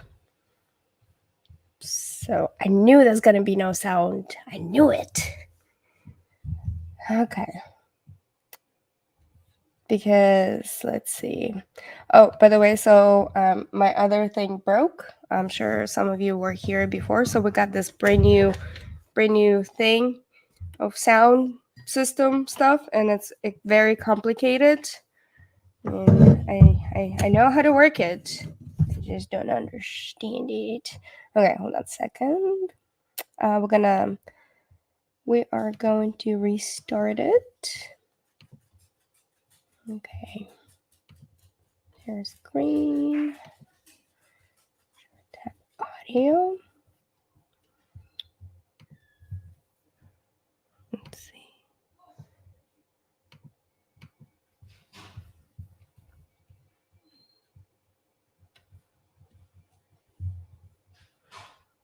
Can you guys hear On February this? the 24th of this year, 2022, Russia launched a full-scale invasion of their neighbor, Ukraine, plunging Europe into the worst armed conflict seen since the Second World War and the worst humanitarian disaster since the breakup of Yugoslavia in the 1990s. The conflict represents a massive shift in the calculus of both the European and wider world order, and for the future, it'll be talked about decades after the guns stop firing. For Russia and Ukraine, the conflict is another chapter in a long history between the two countries, a history marked by episodes of acrimony and, in some cases, horrific disaster. Today, we'll be looking back at the last time Russia inflicted a severe crisis on Ukraine in the early days of the Soviet Union. This is the story of the Holodomor, a man-made famine and the worst that Ukraine has ever seen.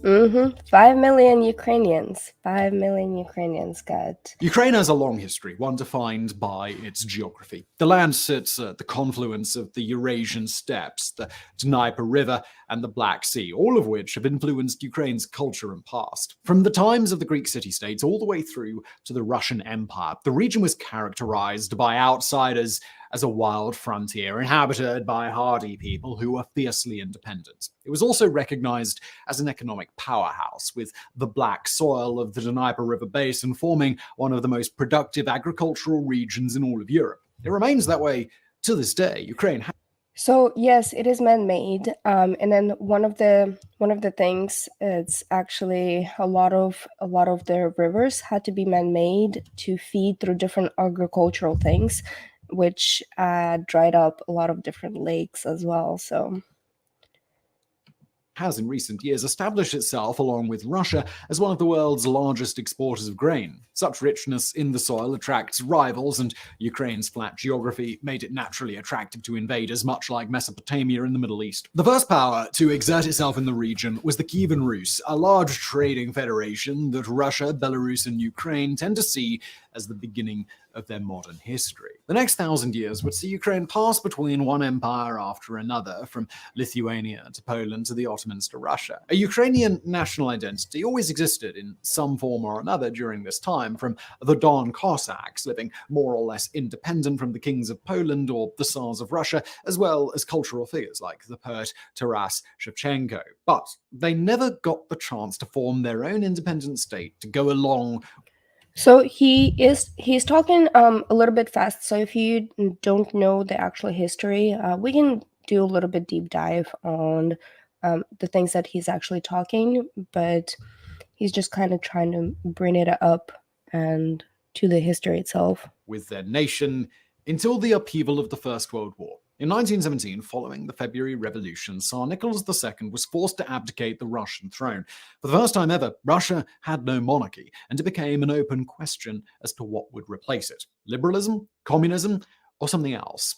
Given that the Russian Empire was composed of many different ethnic minorities, the atmosphere of revolution that had deposed the Tsar soon spread to them in the form of nationalism. One of those minorities was the Ukrainians. Meeting in March of 1917, barely a month after Nicholas's abdication, a council of Ukrainian politicians declared autonomy, though not independence from Russia. This was accepted by the Russian provisional government, but the calculus changed with the October Revolution later that year.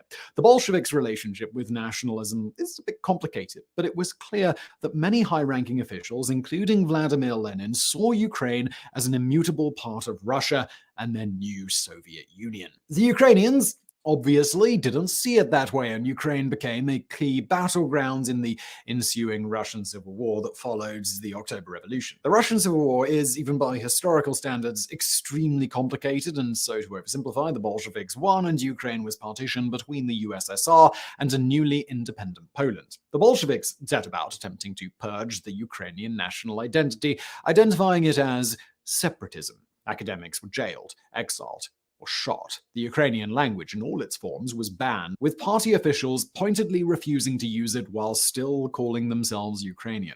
But with all of the repression happening, the true hardship was only just beginning. For the Bolsheviks,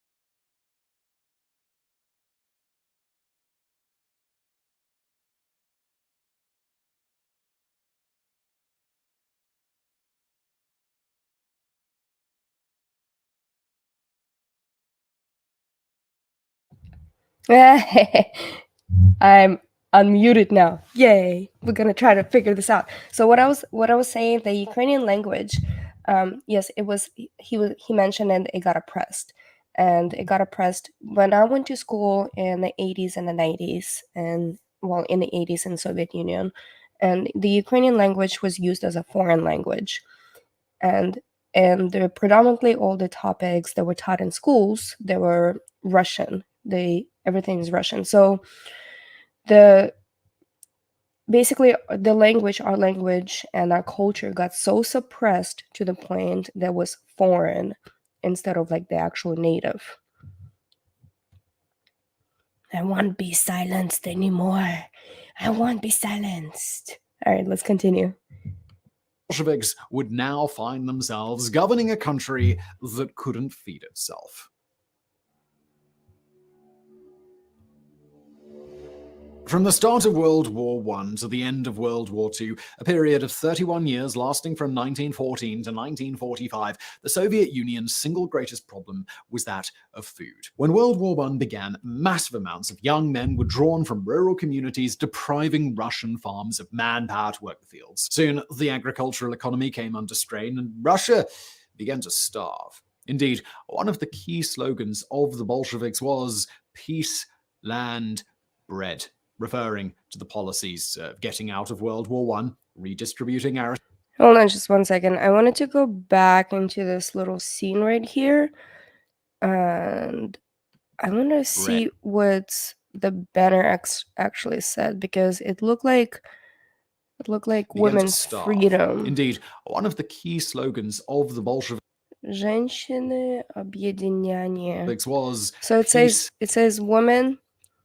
Oh, it's Women United. Like Women United, that's the banner said on the background. Okay.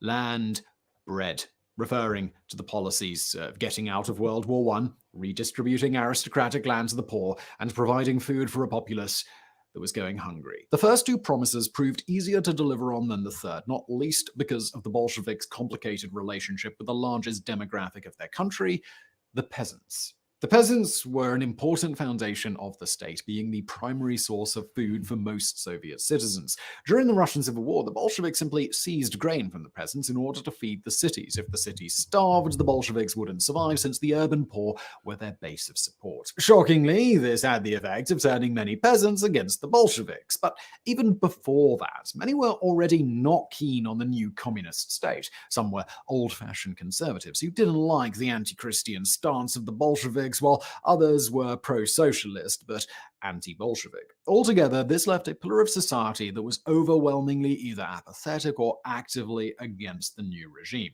This was baffling to the Bolsheviks, as they believed that the poor peasantry would have naturally supported them. And so, where persuasion failed, they used force. Any peasants who opposed the Bolsheviks were labeled a kulak, a derisive word that referred to well-off peasants who owned land, and many people found themselves on the wrong side. Ukraine, in particular, was hard hit by these crackdowns, with some villages having hundreds massacred, or even their entire adult male populations wiped out as a form of retaliation, sometimes for as little as the killing of a single Red Army soldier. Following the end of the Civil War, the Bolsheviks realized they could not safely ignore the peasantry, particularly those in Ukraine. They had to be kept under control, but they should be also formally included in the state's communist ideology, which was originally limited to just the urban workers. To that end, the Bolsheviks identified the peasantry and the workers as one and the same, symbolizing their supposed unity in an icon known the world over, the famous hammer and sickle emblazoned on the Soviet flag in 1922.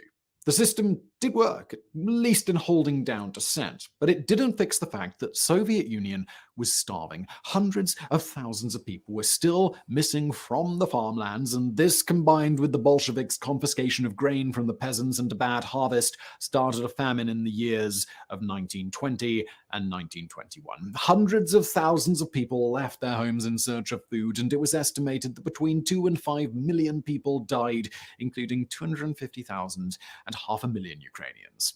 Faced with the scale of the problem, the party leadership grudgingly made the call to allow foreign charities to distribute food aid, including an American one led by I'm gonna translate this poster for you. This is actually really interesting. Okay, so let's see. Дар американского народа.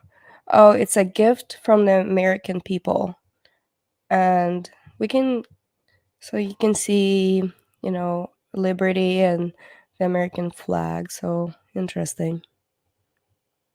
Charities to distribute food aid, including an American one led by future President Herbert Hoover, which alleviated the worst of the problems and no doubt saved many thousands of lives. Following the famine, Russia was the most peaceful it had been in a decade. It was also horrifically scarred. Millions were dead, and many more were living in poverty. Hundreds of thousands of orphan children roamed the streets of cities, abandoned by the state and by society. As Vladimir Lenin described it, Russia as a country resembled a man beaten to within an inch of his life. Furthermore, the agricultural sector still wasn't stable, with rising industrial prices and falling food prices causing farmers to lower their output in an episode known as the Scissors Crisis. Despite his notoriously opinionated personality, even Lenin recognized that it would take some desperate measures to help the country recover. So for the first time in his life, he took the pragmatic approach, permitting limited private enterprise to boost the economy. This new economic policy, or NEP, was controversial among Bolshevik circles, particularly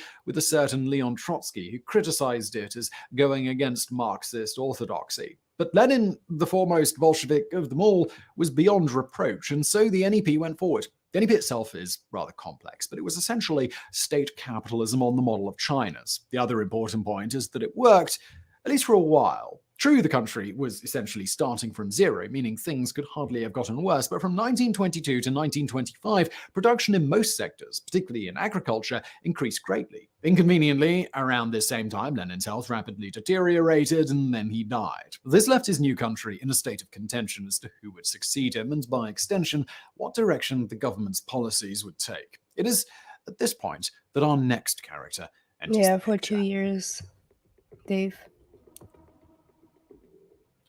Joseph Stalin was named General Secretary of the Communist Party in 1922. This position allowed him to slowly build allies throughout the apparatus of the Soviet state by giving plum positions to those aligned with him. Stalin proceeded to patiently wait in the background following Lenin's death and eventually emerged as the most powerful figure in the government, forcing all his potential rivals out of politics. That, of course, would not be. There are actually couple documentaries that I wanted to share with the rest of you sometime. We can do maybe like a little reaction videos to those documentaries as watching them. And I still have to check out the quirks, but I wanted to go into how the Stalin came to rise into power. And then after Stalin, like he ruled for so many years and he was a tyrant. After Stalin, we have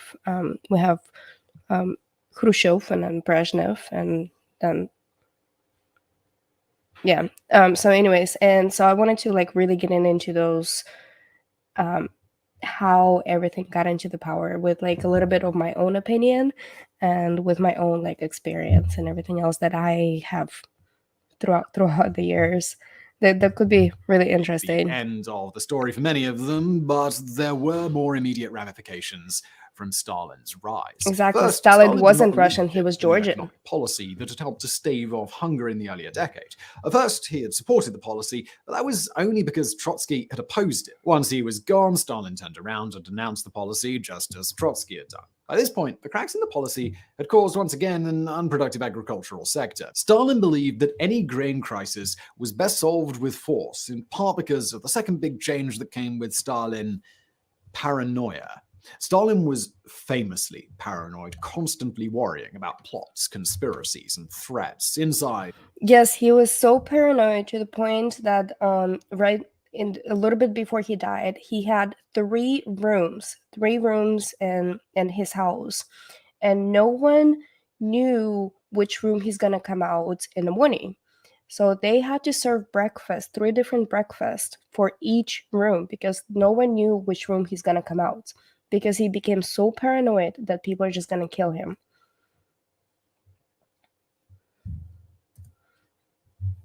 Come on, play. And out. He believed that the capitalist West would one day mobilize to crush the Soviet Union to protect themselves against the revolution. He believed that the USSR's neighbors, including Japan and Poland, were secretly fomenting nationalism in Ukraine to undermine Soviet rule. He believed the world was out to get him and his country. So, what did all this mean? Well, it meant that when Stalin ordered the secret police to start arresting grain traders and to search peasant homes, the discovery of large quantities of grain being held back from the markets caused Stalin to believe that a conspiracy was afoot. He dismissed the idea that people had logically decided to wait until food prices went up to sell their grain for more money. No. To him, this was evidence that he was right, and the counter-revolutionaries were holding back the Soviet Union, most notably the kulaks. The thorough demonization of the kulaks had continued apace during the 1920s, but kulaks continued to be the most productive farmers, building larger estates than the other peasants. Stalin recognized this and concluded that the secret of productivity in agriculture was scale. This actually was the opposite of the reality. Larger estates came from productivity, but it worked for Stalin ideologically and politically. He wanted the Soviet Union to industrialize as soon as possible, believing that it would make the state more powerful and more communist. As such, he wanted fewer people working in agriculture while also boosting agricultural production. So, how to square this circle? Well, after having the misguided epiphany of scale and productivity, Stalin decided that he would boost Soviet agriculture through large state-owned farms and that the peasants would give up their private land to join them. Collectivization, as so these are the was called, Uzbeks, is well known as one of the most disastrous policies to ever come out of communism. It was tried in many countries and it failed every time, causing entire agriculture sectors to collapse and widespread hunger to emerge as a result. Stalin's collectivization was the first of its kind, and he was aware of the costs that it might impose. But he didn't care. He was building a worker state, not a peasant state, and he believed that collectivizing agriculture would make the peasants behave more like workers. But there was a more ominous reason too. In building the Soviet state, Stalin sought to crush any national identities in favor of creating a universal Soviet identity. To that end, Stalin saw the peasants of Ukraine as being inextricably linked to Ukrainian nationalism, which he viewed as a threat to the state. This threat was, of course, greatly exaggerated, but Stalin took it seriously all the same. Even if collectivization harmed the Ukrainian peasantry, Stalin believed that such harm would also weaken Ukrainian nationalism, securing Soviet rule in Ukraine. It's a shockingly cynical viewpoint, and it would have equally shocking consequences in the years to come. Collectivization and the accompanying dekulakization began in earnest in 1928. The effort was carried out with harassment, haranguing, and often with violence and intimidation. Millions of peasants were herded into kolkhozes or collective farms with their properties handed over to it, and they were set to work on unrealistic quotas for grain harvests. Anyone labeled a kulak was deported, often to Siberia, in the first labor camps that would later become the Gulag system. Very few went along with this willingly. Many peasants saw the collectivization effort as a second serfdom. If you were here in my earlier time, like when we actually started, we talked about this book. That's actually The Invincible Spirit. So the Invincible Spirit, and I talked about the Gulag systems, and that they were political prisoners, and this like past camp that was created out of the Gulag systems. So this is where the Gulag systems actually created. The Gulag is the first of our concentration camps. They were as equivalent to as the Nazi camps. But at the time, because the Gulag systems were not widely known, and after the World War II, when all this horrors came out from the from all the concentration camps. So the Gulag systems back in the day were actually the labor camps, the concentration camps. In the days of the Tsar, state officials were beaten and sometimes killed. When grain was confiscated, angry mobs would storm the storage buildings and take it back. When asked to hand over their cattle to the state farms, many peasants instead slaughtered them in defiance. Still others voted with their feet. Between 1928 and 1932, 10 million peasants left the rural farmsteads for the urban factories, joining the industrial workforce. Now, none of this really made much difference to Stalin and other party leaders, who only saw that the rate of collectivization was proceeding apace. This convinced them that agricultural production was about to increase by an order of magnitude, and so the central government made a fateful and disastrous decision. They would export Soviet grain abroad, the same grain that was supposed to be feeding Soviet citizens. So let's review the events of the last 2 decades. The Soviet Union has lost millions of productive farm workers to war, famine, repression, and other things. The peasant communities are scarred and almost universally against the Soviet government, and the agriculture sector is going through a structural upheaval, lowering its productivity, with what little it produces now being exported outside of the country. The situation is absolutely primed for collapse, and collapse it did. In the summer of 1932, the central government in Moscow declared that Ukraine's collective farms were required to meet their still unrealistic quotas without exception. It was gradually becoming clear that disagreeing with Stalin meant losing your job, your freedom, and, well, possibly your life, and so party officials in Ukraine set about to meet that quota by absolutely any means necessary. This meant confiscating whatever food was left in the homes of millions of Ukrainian peasants. On the collective farms, things were even worse. Peasants had everything confiscated, even down to their daily food rations. Hunger proliferated, and some started stealing. In response, the theft of state property was made a capital offense, punishable by 10 years of hard labor or death. Other times, ruinous fines were levied upon anyone who hoarded or stole food, which were often used as a pretext for further crackdowns and theft of food. The entire time, the food that was being collected was being exported out of the country, and Stalin refused to change course or to alter food aid to Ukraine. No foreign charities would be allowed into the country at this time. The government also formalized a system of blacklists, whereby villages and farms that failed to meet their grain quotas were sanctioned from receiving supplies of industrial goods or raw materials like fuel.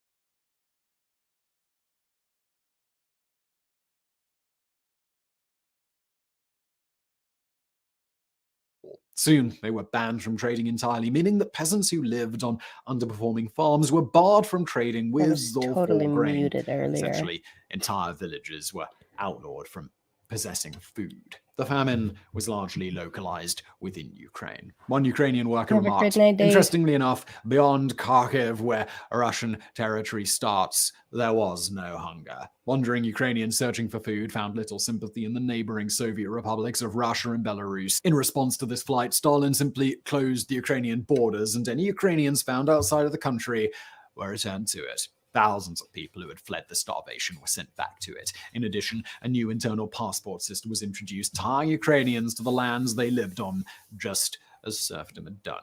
All the while, mass confiscations continued apace. Peasants were encouraged to inform on their neighbors if they had food in exchange for up to a third of what was taken.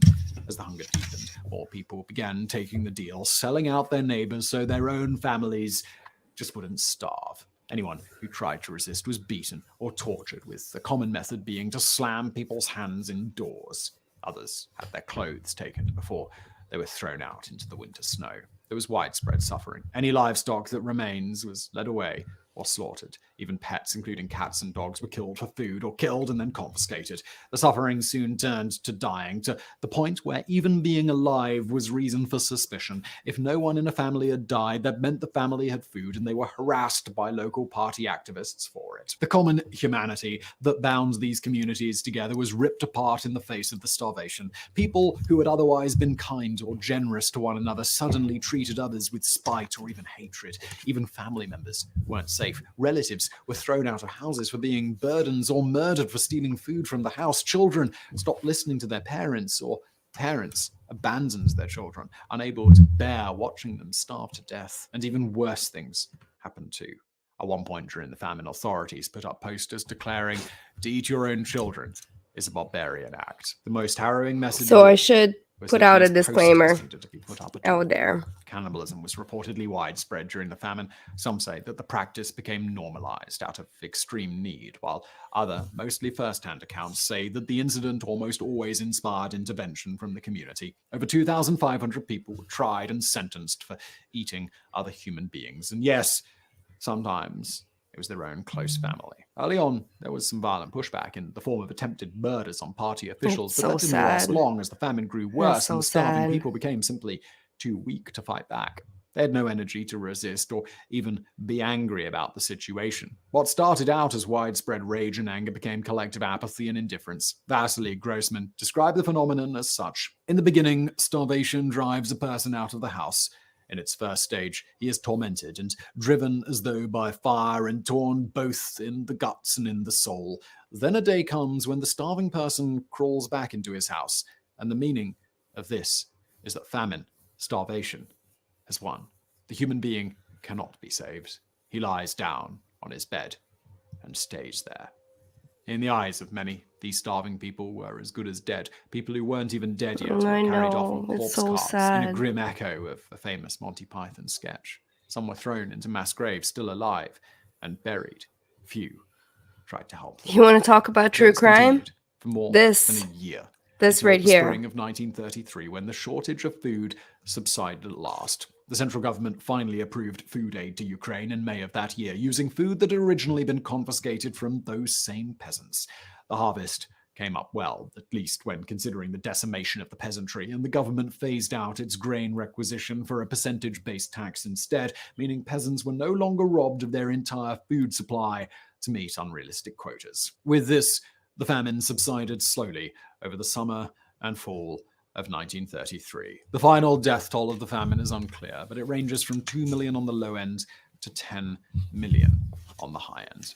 The real number is likely between 3 and 5 million. Out of a population of 31 million, that meant that more than 1 in every 10 Ukrainians were killed by hunger, a hunger that was deliberately aggravated by the man in charge through policies that were misguided at best and malevolent at worst. Beyond the death toll, many thousands also succeeded in leaving Ukraine, and generations of people have never returned.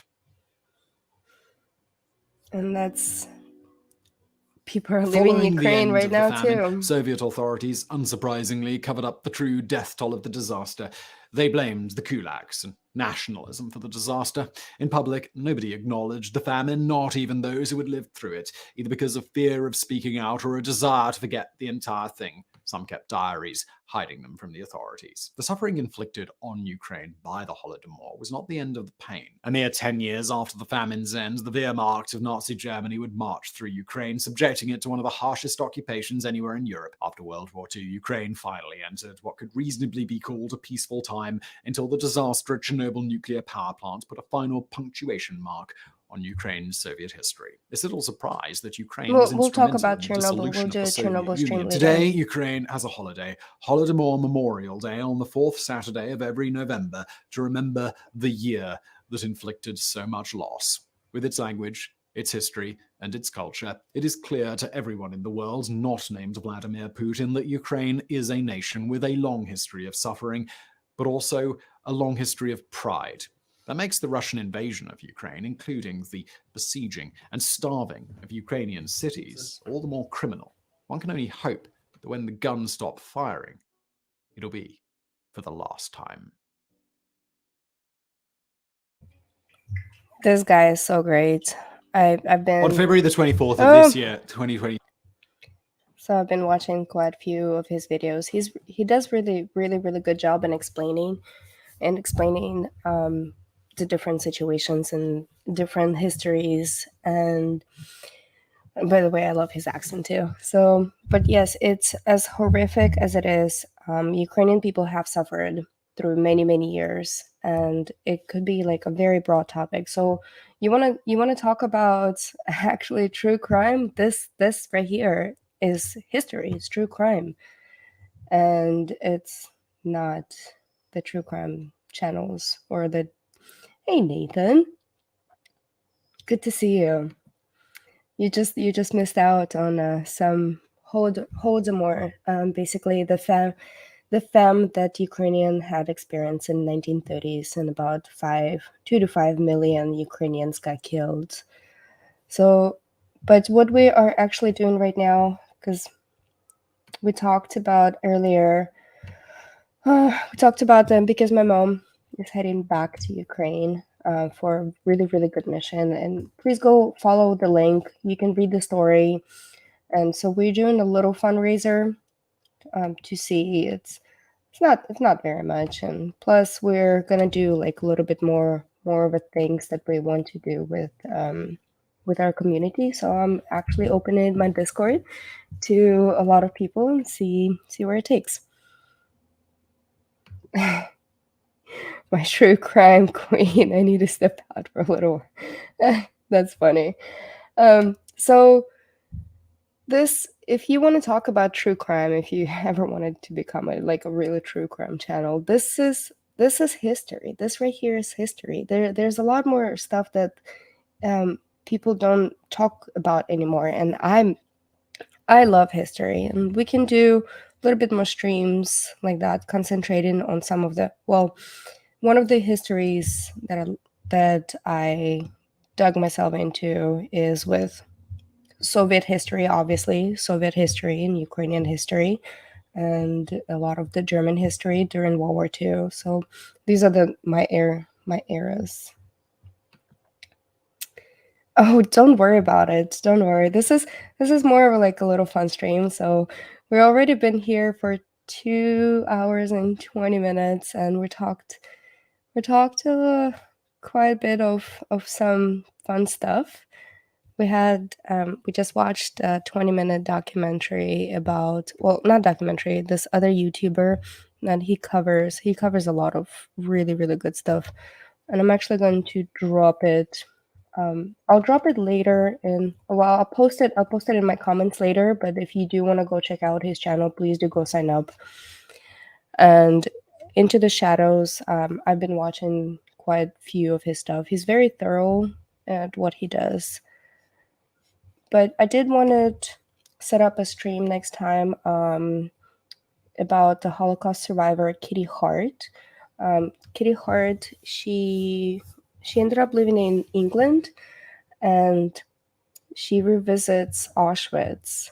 And the documentary is actually from the 70s, so it's very, it's very 70s feel. It is in color, but the way she talks about it, the way she talks about revisiting Auschwitz and actually walking, it's like, oh yeah, this was my bunk, and then very nonchalant and very interesting. It's like, okay, I like you, but there's some stuff that you talk about is actually really scary, so I'll have to do a disclaimer. So we'll do a little bit. Thanks, I got your 6 as well. Yeah, let's see. Man, I think this is one of the longest live streams that we have done in a very long time. I usually keep it within an hour or so, but I like it. I like it. So we did. So I wanted to show once again the little fundraiser that we're doing. So far, we raised $635, but my mom is not heading to Ukraine until April, so we still have time. To raise some. Let's see. So if you missed it, this is the medical supplies for a small hospital in Ukraine. And if you like, go on the GoFundMe page, and let's put our differences aside. Like if anyone watches this video, they're like, oh, it's a scam or anything else, or Xanamay, I don't like you, whatever. I don't care if you don't like me or not. This is not about me. This is about something doing really good. So you have to put your differences aside and actually go and try to support something good that one person that happens to be my mom is actually doing absolutely wonderful. So if you ever wanted to support, if you ever wanted, like, wondering what charity to support or anything, and this is one person is delivering medical supplies to Ukraine. Oh, you know what? I do have pictures. I do. So my mom went back to Ukraine last year. So she went to Ukraine last year, and then she shared some of the photos. Let's see. Okay, let me share this with you. Okay, so she sent me some of the photos and everything from her last year's trip to Ukraine, and we did a small fundraiser for her, and we were able to donate. Well, she was able to get some nursing stations. Okay, so these are the sandbags. These are the sandbags around. I believe this is a small grocery store. So they had obviously the sandbags to get protected from any kind of explosions or anything. And this one of the houses got painted the roof the Ukrainian flag. So the meaning behind the Ukrainian flag, the blue and yellow, the yellow represents the grains of Ukraine, like the bread, because the Ukraine is the bread basket of Ukraine, and the blue represents the sky. Okay. Oh, so this is what can't. So these are just the sirens that you heard. I don't know if you can guys hear it or not. It's okay. We don't need to hear them. So these are some of the explosions that happened around. Good thing. Well, so these are the construction sites, the brand new housing construction sites. So they actually, no one was living around that area, but these are some of the rockets that flew in. And when my mom talks about, she knows what the war smells like. She knows what dirt and gunfire or dirt and gunpowder smells like. It's exactly what it is. It's the mixture of the chemicals, and just one smell that you'll never be able to get it out of your head. These are just a little bit up close. So this is when it was just coming in, and so some of the toys that were able to get donated to the children, like in Shiraivo, it's an Odessa region. This is where my mom is heading next to help out. So this is some of the medical supplies.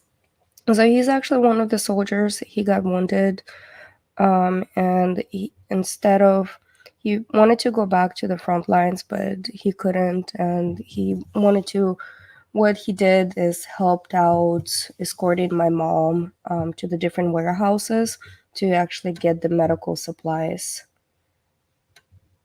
Is this the store we're living from? Oh, so this is the store that you guys lived out of earlier? Okay. So Aria's dragon is my mom, if anybody knows. So this is her right here. And this is one of the nursing stations that they were able to purchase for a hospital And so they purchased 2 nursing stations, and they were able to find them right there. So this was last year. Русский корабль, иди нахуй. So this is it's when a Russian ship, if you don't know the story, there was a Russian ship that was outside of Odessa port, and they said like, hey, this is a Russian ship, you should surrender, like give up your arms. And Ukrainians said like, Russian ship, this is Ukrainian port, go fuck yourself. And then they ended up not surrendering, and the Russian ship ended up getting drowned and everything too. So it's ongoing thing. Is like, yeah, we're not gonna take your occupation. It's like, shh, go fuck yourself.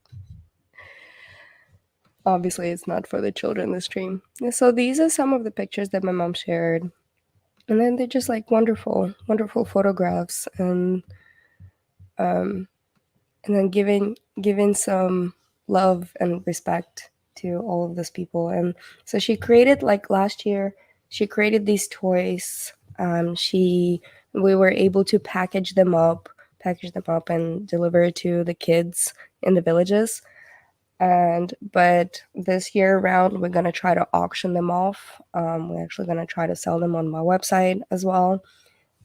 So we got like little toys like this, and all the proceedings are gonna go towards all of this effort. So this is Dino the dinosaur. It's a little Dino the dinosaur. It's pretty big. We got a little unicorn, and she makes all of these, like crochets them. She crochets them in a day. And then so we got a couple of these bunnies. Oh, pardon that. So we've got a couple of these bunnies. She has so many other ones. Like, we got this little cute monkey right here. And he's got like little tail too. It's so cute. So oh yeah. So we had this little mouse as well. This little cute mouse. So we're gonna do. I'm gonna try to post some of these up on our family business website. It's thiscraftyplace.com. Yes, this is all about fundraising, and all the proceedings from all of these toys and everything is gonna go towards doing the actually really good stuff, like actually supporting a real person who is doing the real stuff, instead of like just giving your money away or anything else to a charity. And yeah, it's not little, obviously, but we're gonna do a special stream, kind of like this, but maybe during the daytime once I get these posted, so that way we can actually start auctioning them off. But if anybody else would like one right now, just email me at xanamay.com, and then we can talk about, I'll send the pictures and everything, and we can talk about different options.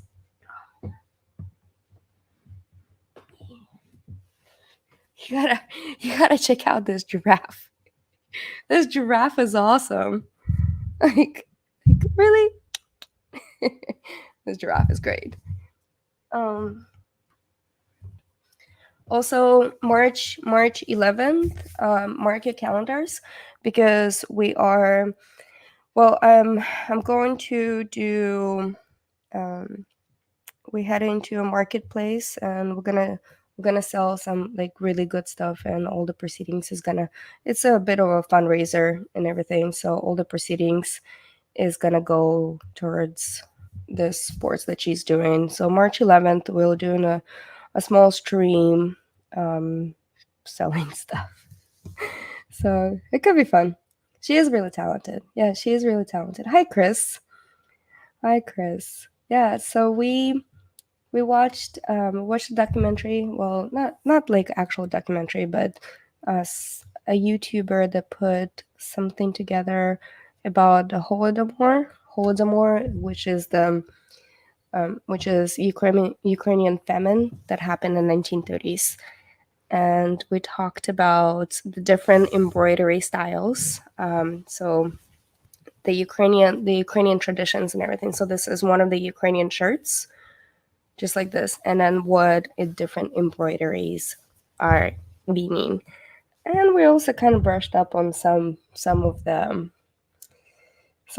fun stuff that we ate as kids. Let's see. I think we're actually coming to the end of the stream. I might do another stream tomorrow, because we're doing a little bit more of fundraiser, and I do want to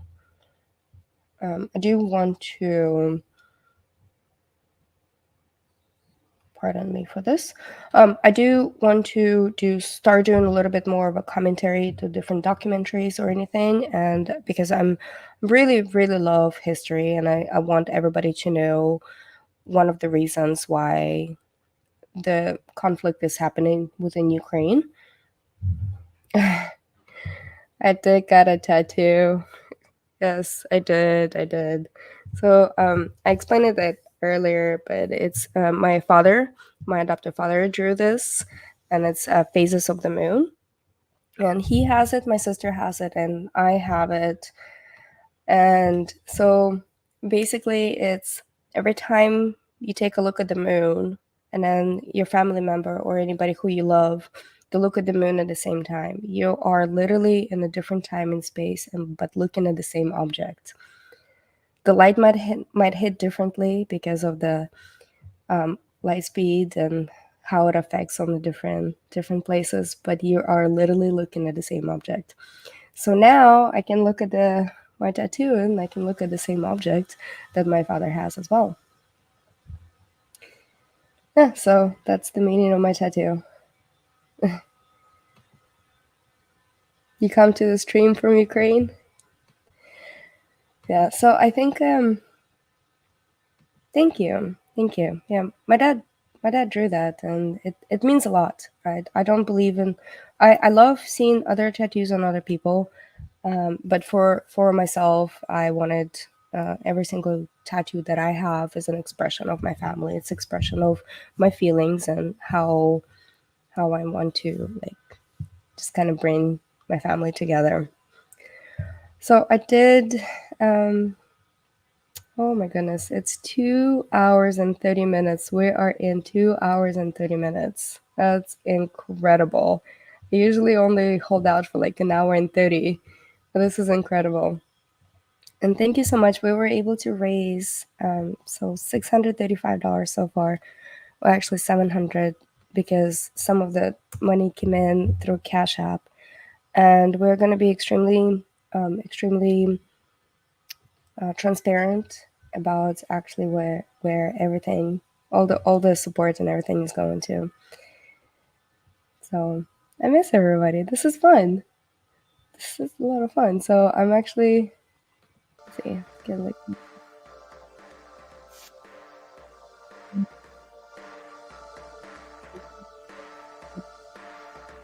yes, because we're can we buy shirts or stuffed animals? You can get stuffed animals. Yes, you can definitely get stuffed animals. Okay, so right now I don't have them listed yet. Yeah, all the receipts will be present. So if you email me, what's going on in here? Hold on, just 1 second. So if you email me.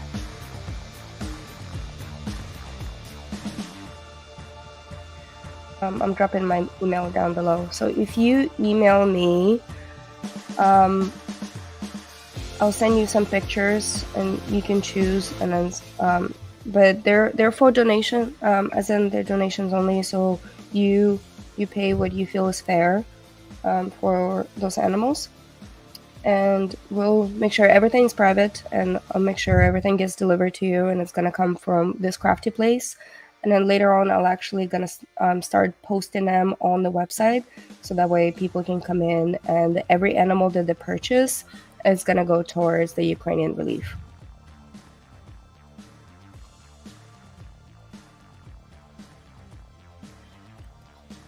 She is very talented. Thank you, Deb. Thank you so much.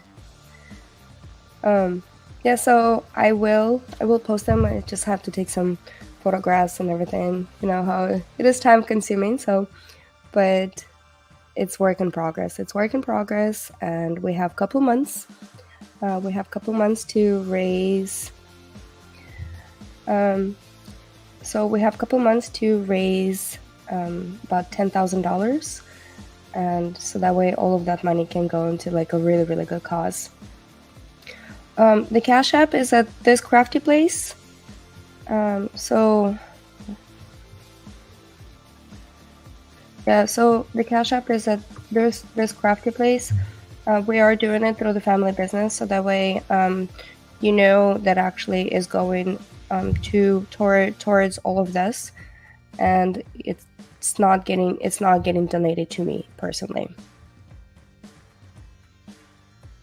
And then you can guys go check out this crafty place. This craftyplace.com. You're more than welcome to check out our website, and we have a story in there. It's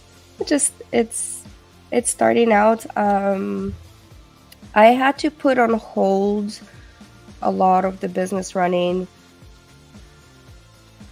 because we literally started running our business in end of June. Then throughout July, we developed the website and everything. And then in August, all this drama happened. So I had to really put on hold a lot of the family business to the side because of the drama, because we didn't want any wrath that's coming and ruining our business that we're trying to do some really good with. And another reason, I have mentioned it once in a while before, but not till now. I'm actually gonna start pushing it out there a little bit more, and then get it a little bit going. So please do go check it out. Please do go check out this crafty place. It has really, really good healing soaps over there, and then the creations by my mom. She makes these flowers. I'm gonna start putting up these little animals and read a story.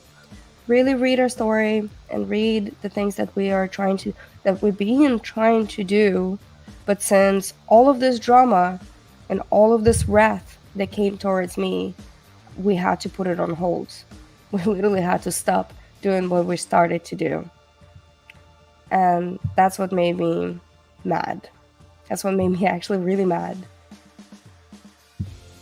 Because you can't put it out something really good out there and then getting sideswiped, because I had to clean up a lot of the really negative comments about the business.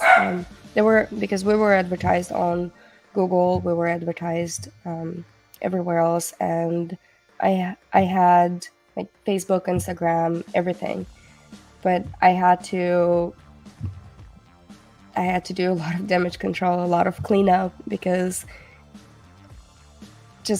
of all of this stupid drama that came, the wrath that came after me, and it tainted something really, really good that we're trying to do. And I'm literally trying to dig everything out of that mud. The whole model, the whole everything that we're trying to do from the very beginning, and it sucks. It really sucks. It's tough to get out of this like algorithm tainted mud for the business. So, but anyways, I was doing really good things, and then we're trying to move forward. We're trying to move past everything. Well, ladies and gentlemen, it is 2:41 that we are in, 2 hours and 41 minutes that we are into this stream. I love the fact that we have a very, very quiet stream. I appreciate all of you. I appreciate all of you for being here. And we're actually gonna we're gonna head out, and then we're gonna call it a night. And